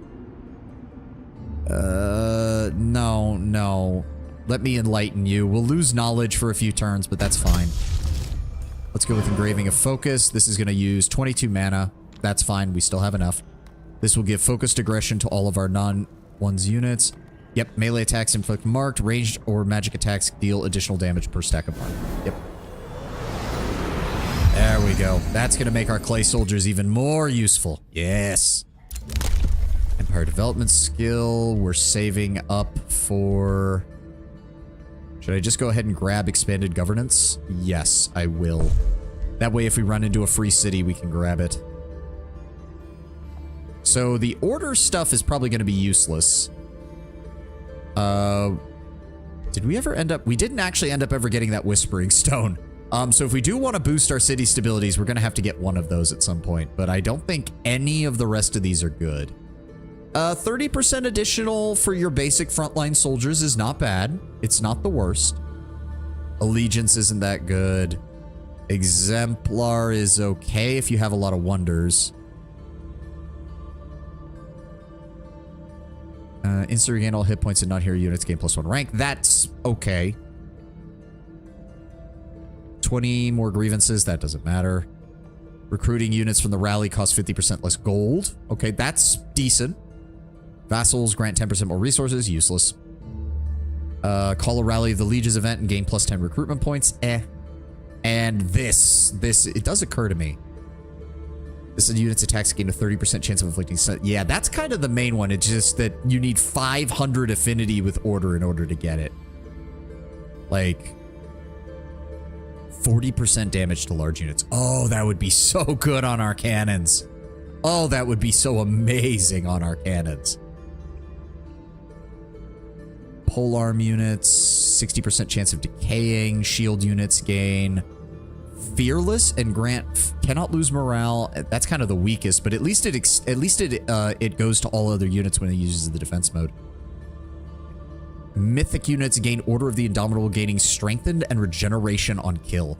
That sounds amazing if you start building units like that. 60% chance of inflicting weaken thanks to battle mage units. Fighter units gain frenzy. He gains a stack of strengthen. It's weird how there are so few fighter units. Like, most cultures start with either a shield, a polearm, or a shock. And sometimes a polearm and a skirmisher, or a polearm and a battle mage, or something like that. There are almost no regular fighter units that I have seen from most of these factions. The only time you really get them is when you clear out, like, infestations and stuff and get them from, like, random enemies. Fighters are generic fighters. I get that, but it's weird that so few cultures actually have them. Almost every single culture gets something else rather than a fighter. It just seems a bit weird. It just seems a bit weird to me, that's all.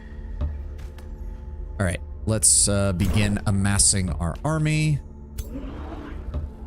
There we go. It does occur to me, does the rally have anything? It'll be 4 turns before we even see anything here. Or we could just... which costs 20. The cost is determined by the number of whatever you have and the duration until the next rally. Just let that play out. I don't need to be doing anything. You're working on that, and then we're gonna need... We're probably gonna need the bathhouse eventually. Actually, after that, give me the estate farm. We just need more food. More food. More food. This province is woefully behind everything else. There we go. My king's on the move. My scout's on the move. Who has move points left? Oh, you do. I kind of want you to come over here. See if maybe...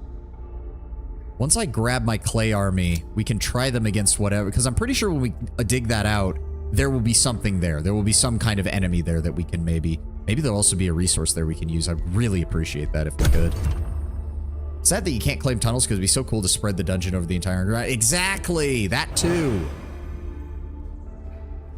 Like, I don't even care if it's like, oh, you by having it on both sides, it spread, like, the visual changes are almost cooler than the 10% resources that I get from the Materium bonus. Oh, there's the item forge.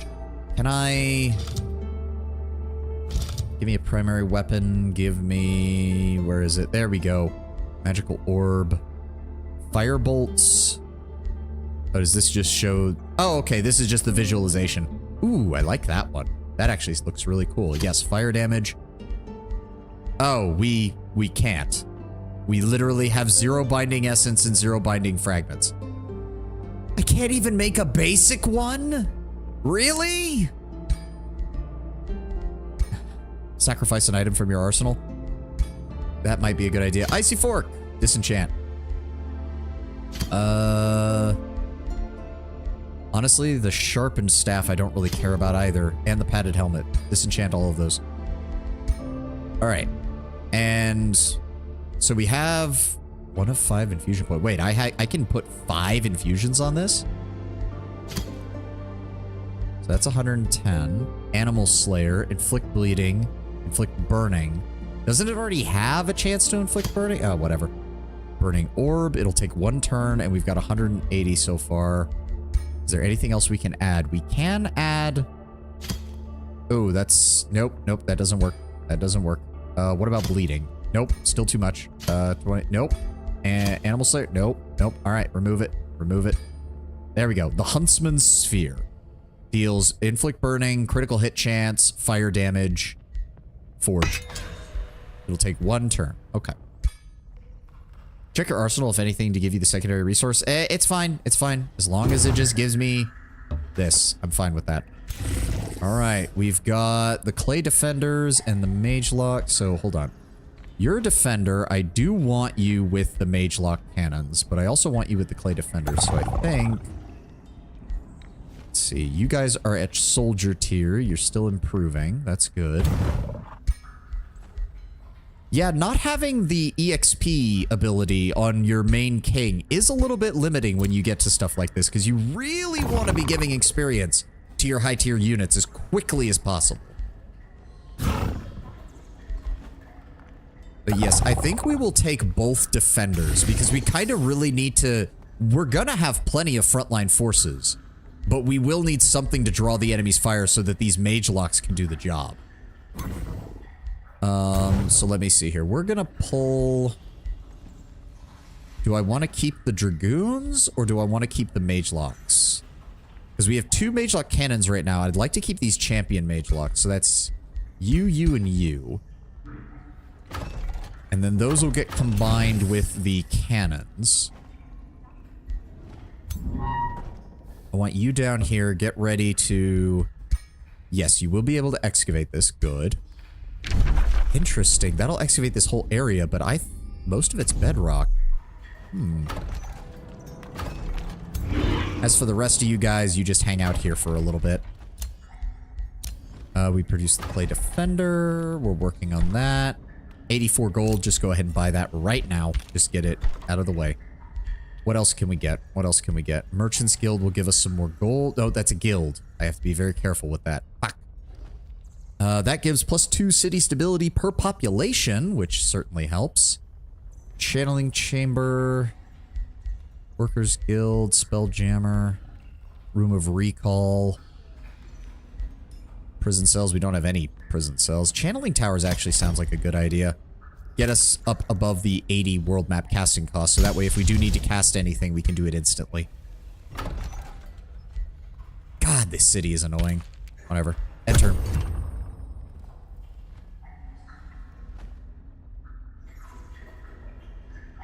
Yeah, see, waiting for combat keeps popping up here in the corner. They are definitely fighting up there. There we go. And then we're going to go ahead and give you that.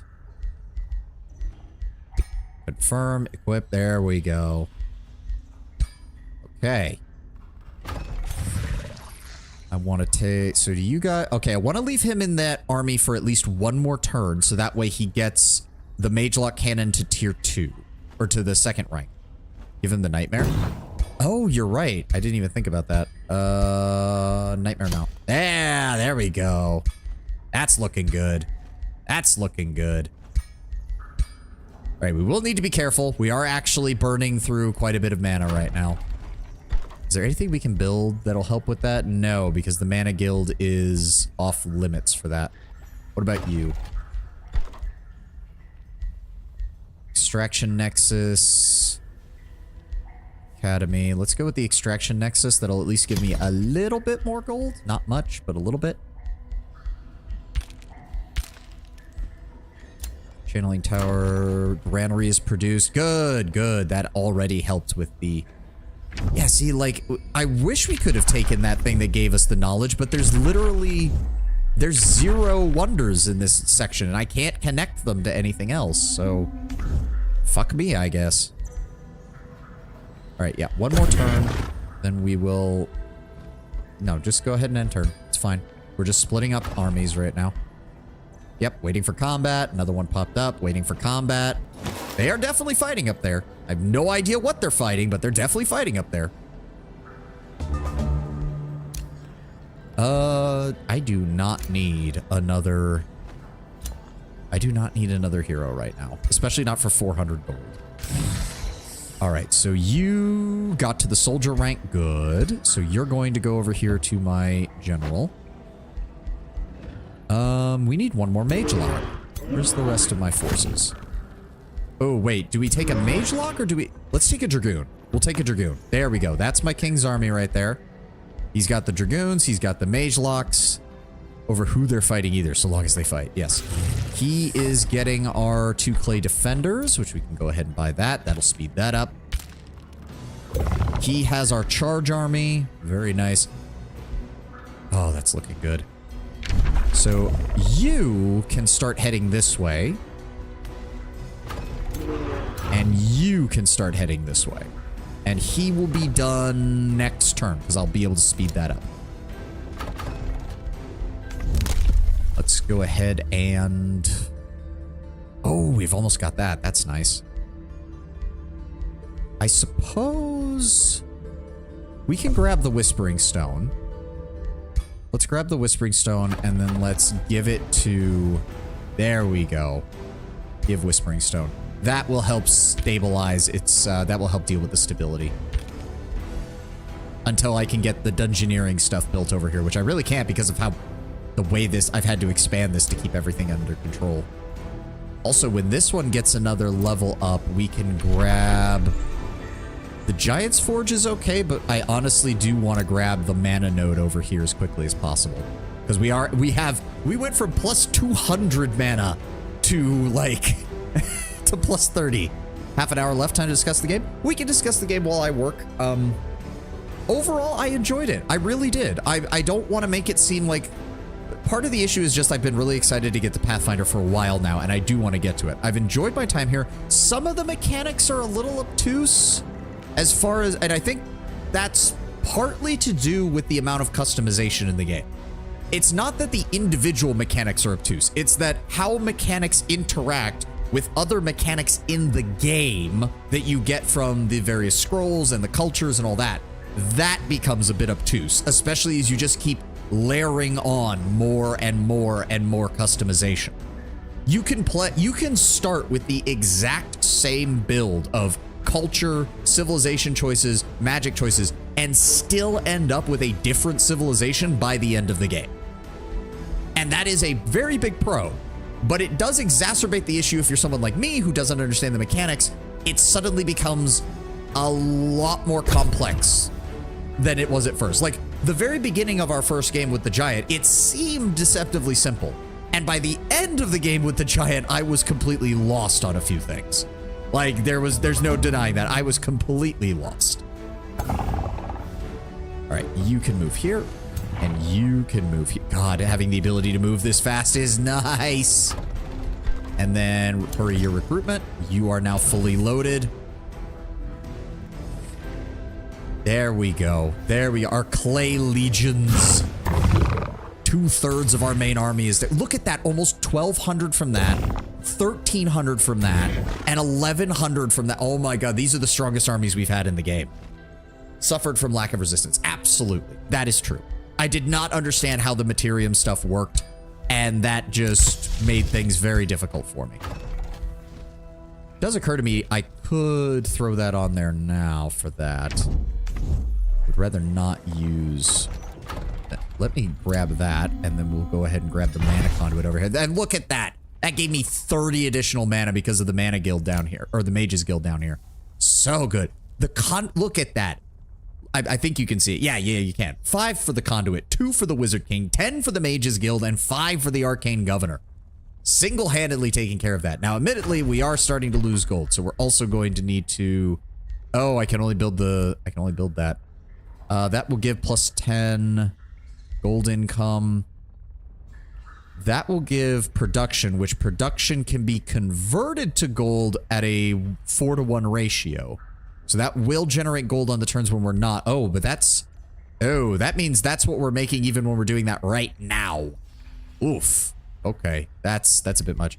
In fact, I'm going to go ahead and... What else can we grab in this province? We can grab that and get an additional quarry. Engineering conclave. I think quarries are probably our best bet for this province. Yes. Get me gold and more production. There we go. Tiny bit bonus to our gold income. New rally has started. We now have access to these. Neither of them are very good. Suffered from lack of resistance. Yes, I did see that. But overall, I'm enjoying the game. So as long as the AI isn't... I'm assuming if the AI was doing something where it's like, the AI will win the game in 15 turns or some stupid shit, it would be telling me. So I'm definitely going to keep this save file, and we will, when we do come back to this game, I will try to finish this level. When we get the chance. A lot of customization freedom in terms of factions and maps. They have officially announced another season of DLC. The price is getting a bit silly if you want everything, but man, they're just adding more and more potential. They are. And I do think it's a solid foundation. The problem is, and this is where Paradox comes in, because I know you said, oh, it's not a Paradox game, they just published it, but it kind of is. This is the classic Paradox problem of what happens when they go to Age of Wonders 5. Because they're not going to include everything that was in Age of Wonders 4 when they do that. And I'm getting really sick and fucking tired of Paradox doing that in their games. It drives me fucking insane. We're still waiting for features to get imported to CK3 from CK2. Like, they did, to be fair, CK2 to CK3 was probably one of the best ways Paradox did it, because they did try to move as much as possible, but there's still stuff missing. And I'm getting really tired of developers like Paradox doing stuff, or sorry, publishers like Paradox doing that. They are not the developers of this one, they're the publishers.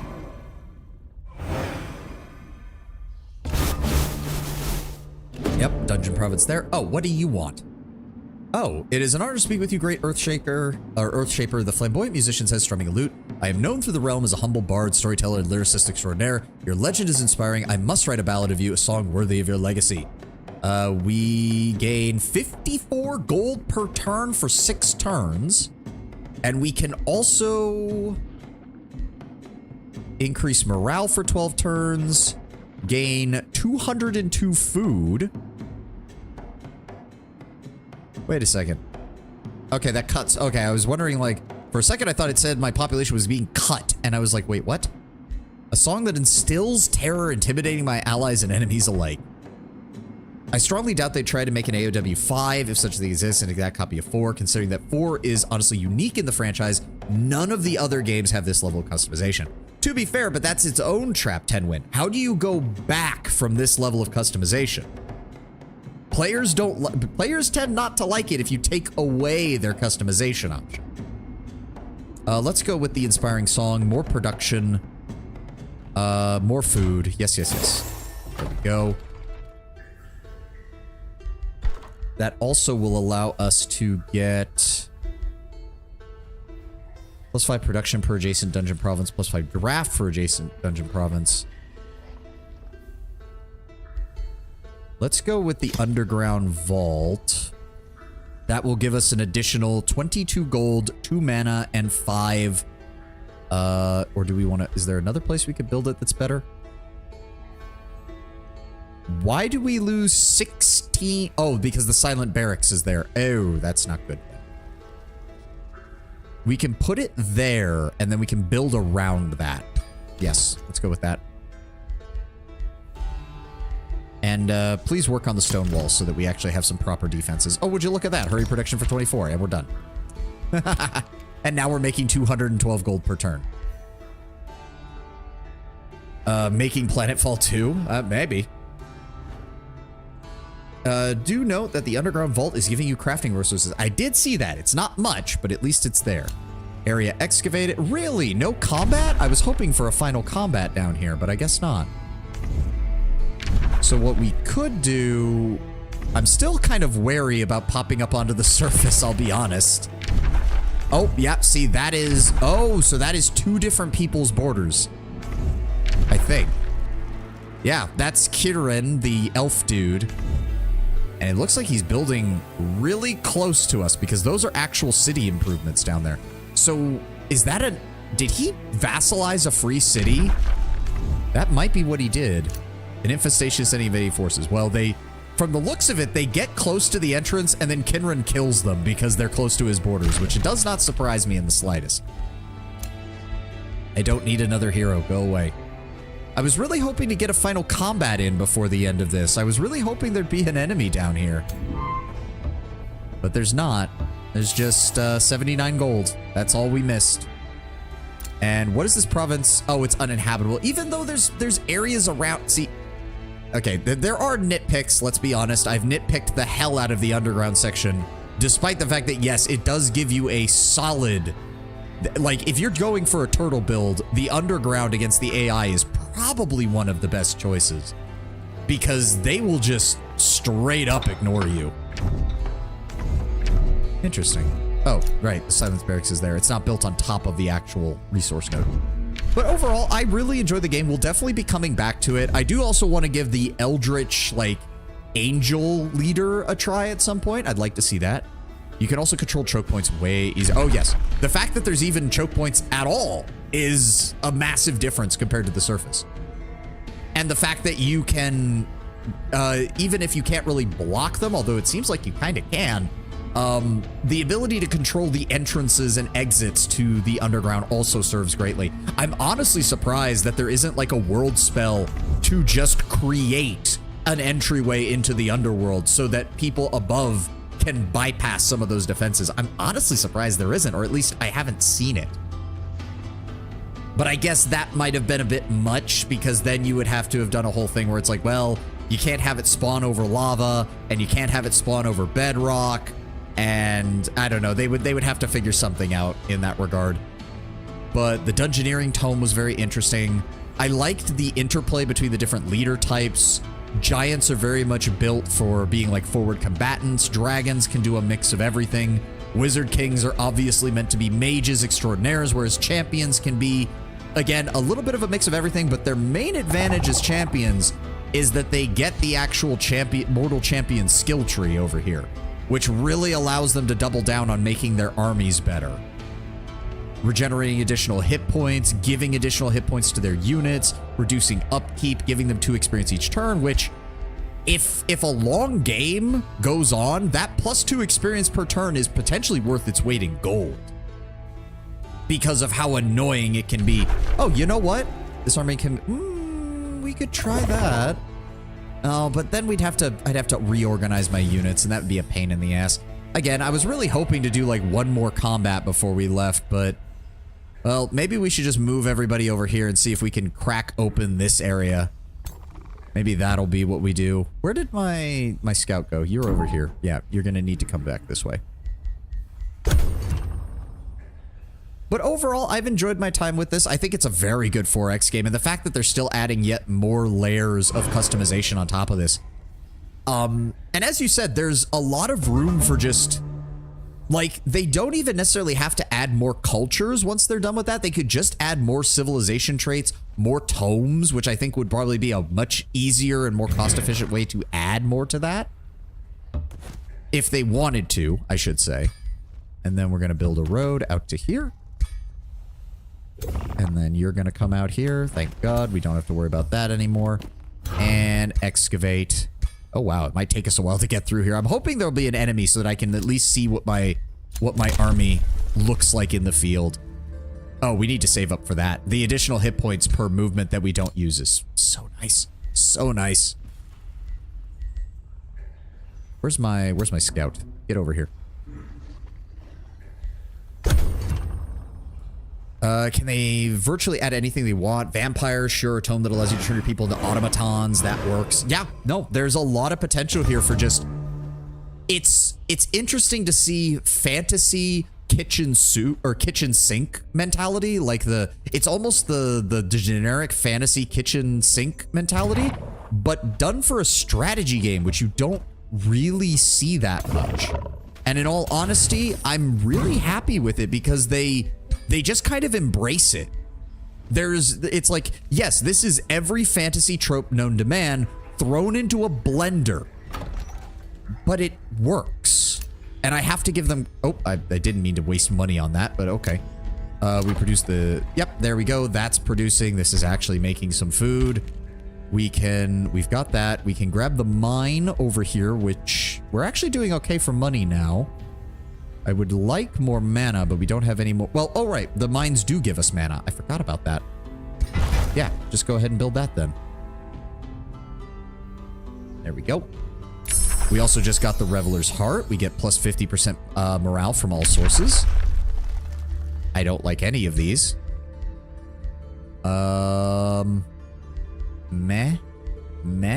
I guess we'll take the world map, or the world spell. And then we can Reveler's Heart. May as well. Our people are going to be very happy enslaving and brutalizing everything they come across. Big shocker. Thrown into a blender, given a reason as to why it works, and allowing you to make the exact fantasy you want with no restraint. Exactly. They commit wholeheartedly to the bit. There's no, oh, we didn't really want to add this trope, but we felt like we had to. There's, no. Every trope has some way of being viable. There we go. Now we have, okay, now we can do something. Now we get to fight something. What do you have? What do you have? You've got some protectors, some anvil guard, skeleton polearm, and a primal darter. Because you guys have actually been here a while. You're actually elites and champions. You guys are ready to go. Well, guess what? You're about to be in a world of hurt. In just a world of fucking hurt. Let's just go ahead and add some more roads this way. How have you guys... How are you still only elites? You've been sitting here for 70 turns.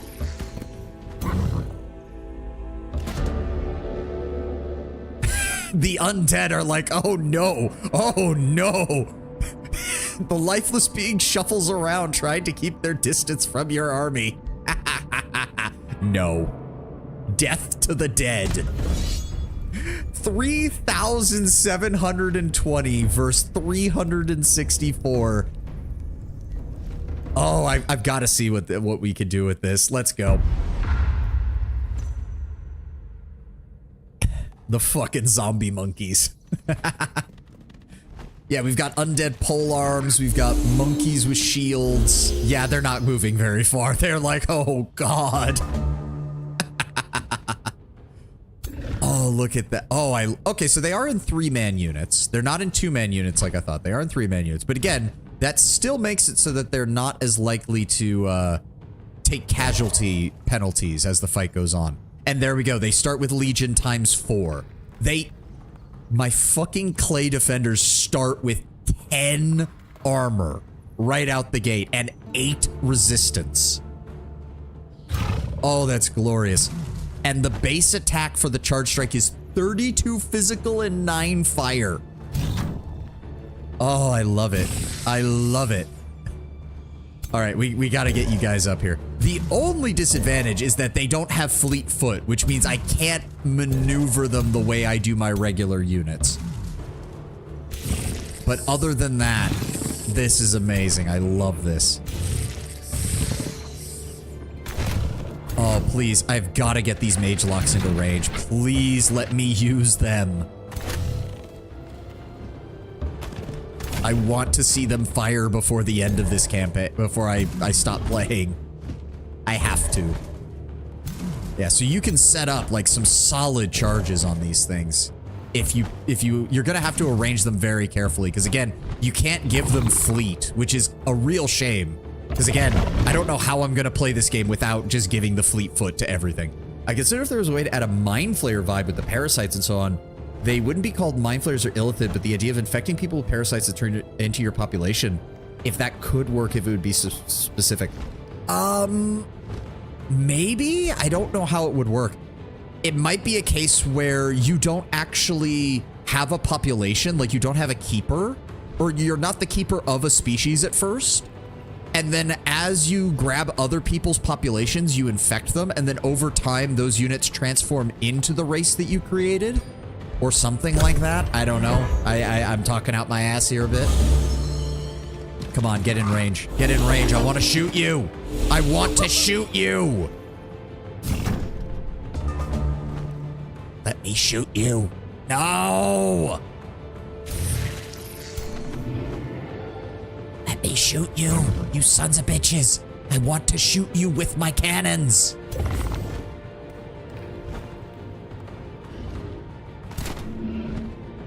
I'm just gonna end turn. Like, I'm just going to end turn and let, like, most of my army is immune to Berserk, so I don't care.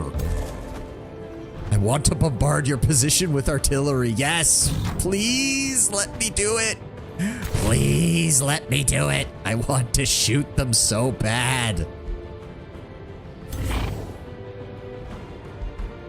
What we can do... No, I actually don't want to suppress a barrage. Then what I want to do is throw Distracted on you. And then I want to get the spell cast again. And then throw... Come on. Throw Distracted on you. That also gives me Strengthened on my king, which I do want. Then we're going to end turn. Yes, everybody. I want them to come closer. I want to shoot them. Let me shoot them. All right, he's gonna... Oh, blow darts. Okay. And then he's gonna move forward. And they're gonna stab at my hero. That's fine. Get retaliated. Are you also going after my... Really? Well, I mean, my chargers are gonna have a great time over here.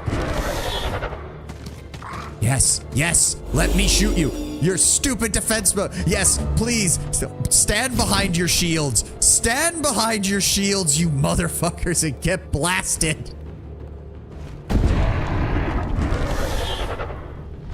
Oh, I love it. I love it. Well, first of all, what we also need to do... Hold on. What we also need to do is I'm gonna need you... Let's just go ahead and ignite you to deal some damage. And then I want you to... Do I deal with it? No, I want you to shoot them. Or I want you to attack them. Move here. Attack them to mark them. There we go. There we go. Sunder defense. Marked. And then we take the other cannon and we shoot them. Okay, yes. So what I am seeing is that mage locks are better when the enemy is not a dedicated defense unit, because the mage locks can potentially stack up way higher damage. They can potentially stack up much higher damage. But the cannon's main advantage is the fact that they just... If the enemy has defensive units, if they are relying on you approaching them, they utterly shatter defensive lines. There's just no comparison. They utterly shatter them.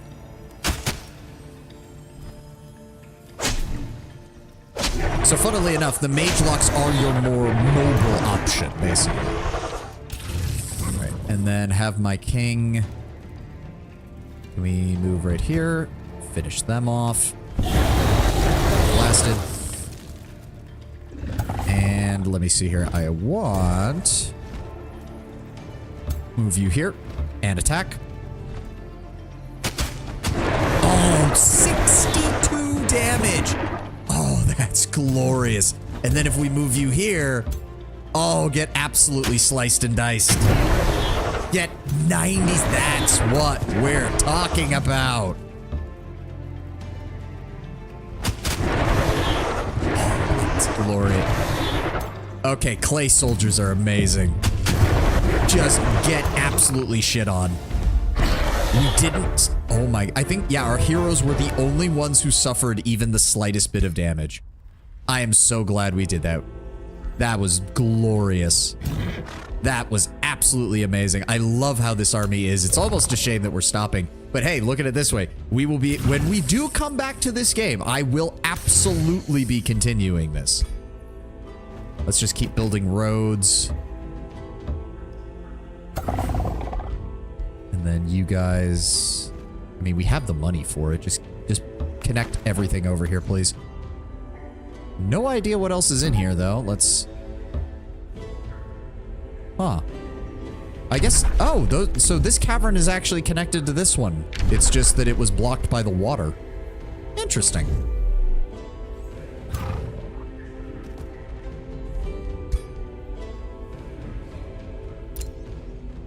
Okay. I mean, we still have about 6 minutes, so I'm trying to think of what else to talk about. Let's talk about this system. I do think that this is a really good idea. I just...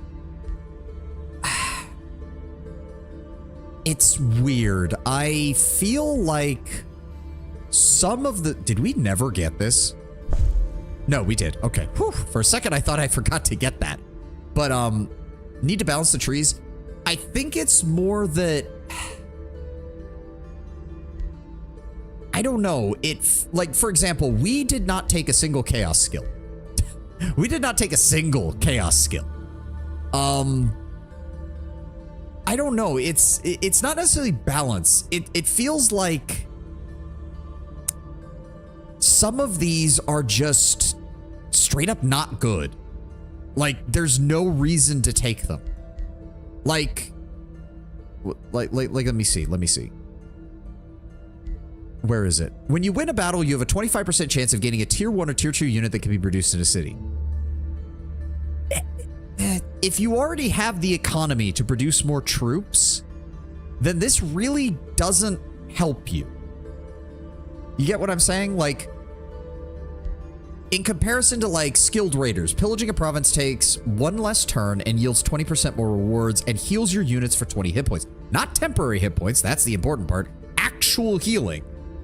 This is good. As long as you're at war with someone, this is good. This potentially does nothing. Maybe your economy is already balancing on a knife's edge and recruiting another unit is not something you can even afford. I don't know. I think I'm phrasing this the wrong way. It just feels like, the design element was to make sure that all of these abilities would have uses at some point. But that also means that some of these abilities feel like, where's a good one? Where's a good one? Well, first of all, Metropolitan Society just straight up doesn't help. Here we go. Special province improvements grant plus 5 gold. The problem is that most of the special province improvements, unless you're, again, maybe this is just me not understanding how to build my cities properly. You're only going to have a handful of them. And if you specialize your cities, you're going to have even fewer because there's often no point in having more than, like, most of your special province improvements are only good for one type of speciality. So at most, you're only going to get 2, maybe 3 at most. Yeah, 15 gold is all right. I'm not saying it's bad, but this feels like it was written with the idea of, oh, well, you're going to unlock a dozen special province improvements over the course of the game, and of course you're going to build them in all of your city. No, you're not. No, you're fucking not. There's no reason to. And in fact, if you build them in the wrong city, if it's specialized for a certain resource and you build one that's from another one, you're going to lose resources. So it feels like it's not an upgrade. It's just kind of a side grade. And that's not how these trees should feel, in my opinion. I don't think that's what they should be going for. To say nothing of the fact that the order tree is basically dead on arrival if you're not playing a game with a lot of vassals. It's just straight up dead. This tree does not matter if you're not playing with vassals. I'd even go so far as to say that even the shadow tree loses a couple of abilities from that. Yeah, like all-seeing, useless if you're not playing with vassals, or if the free cities are constantly at war with you. Court of Whispers is slightly better because you can give it to other empires' vassals, I suppose. Death magic is good. Okay, I should instantly gain knowledge. Armies regenerate 10 hit points while at hostile domain. See, some of these trees just do seem better than others. Shadow and Astral, for example, are kind of good no matter what playstyle you're going for. Like, Shadow is giving you a lot of not like the very first skill being that you gain 150 knowledge defeating a hero is amazing, and that's going to be useful throughout the whole game. And it goes all the way up to things like your heroes gain experience 200% fast. See, something like this feels like it should be in the generic tree because every empire needs something like that. I don't know. I like what the trees are trying to do. I like individual aspects of the trees, but there's something just off about the system as a whole. That's the only thing that's bugging me, and I don't know how else to explain it. Like, order is the big standout as far as this tree interacts with basically one mechanic, and if that mechanic is undertuned or modified or changed in some way in your map, it is useless. This whole tree becomes useless. And that is a shame because as I was really thinking of doing like an Order Chaos or a Order Astral run next and seeing how the Order units like the Paladins and the Zealots and the Inquisitors work because I like them. They look powerful. I'd love to do one where I just use a stack of Lightbringers and just dominate entire enemy armies and then disband them on their next turn because that would be hilarious. But it is saying something when it does feel like there's certain things that are just invalidated. Or expert sailors. What does that matter if there's no water on the map? And to a certain extent, like, there was another one, like farms grant plus 5 food. That's nice and all, but I don't know. founding or absorbing cities gain 1 population. See, that's you. See, some of these, it almost feels again like they should be in the generic tree because there's something that all empires should focus on. I guess that's the way to put it. Like, some of the skills in the individual trees feel like they should be generic. And then, but if you did that, there wouldn't be enough actual unique skills in these trees to make them worthwhile, I guess is the way I could put it. There are some Rally of Liege buffs that you get from Annex Wonders. Yes, towards the end of the tree. That's part of the problem as well. The one that gives you more recruitment points is at the end. The one that cheapens their cost is near the end. Where is the... Nope, not that one. The gaining ranks, that's okay, I guess.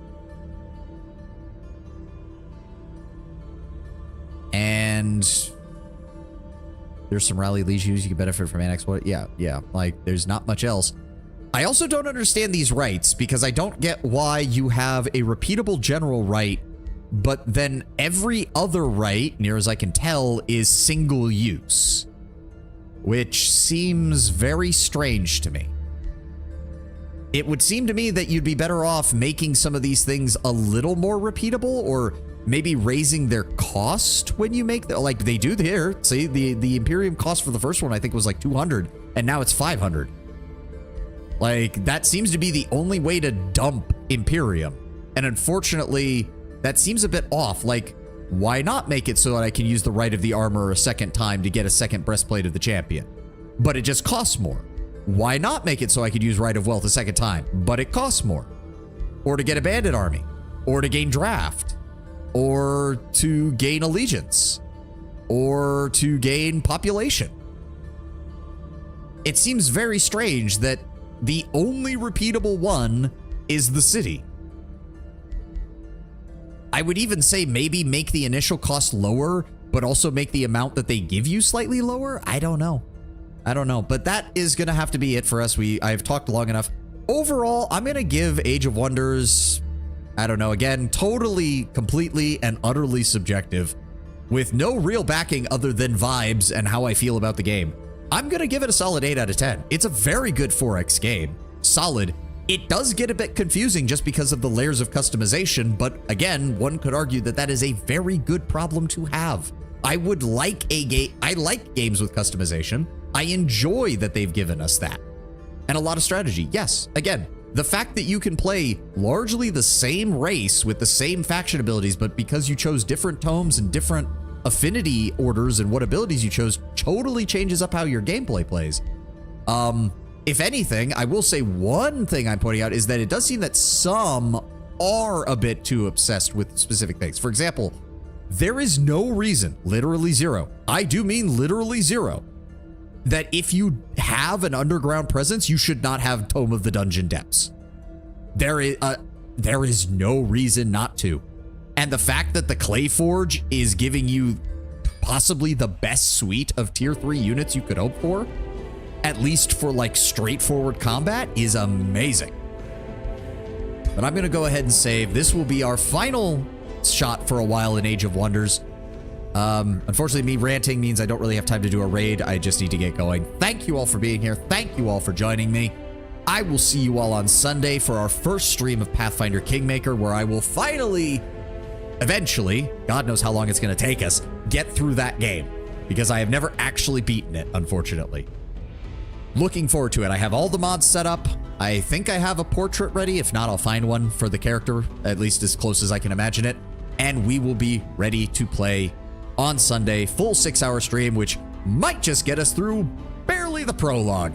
No, I'm kidding. We will at least get to Oleg's. I don't know how much further we'll get beyond that, but we will. Thank you all for being here. Thank you all for joining me. I will see you on Sunday. I hope you have a glorious weekend. I'm going to enjoy having Saturday off. God, I need this. I need tomorrow off. I will see you all on Sunday. I repeat myself like 5 times during my outros. Have you discovered that I can't do this yet? Have a good one, guys. Bye-bye.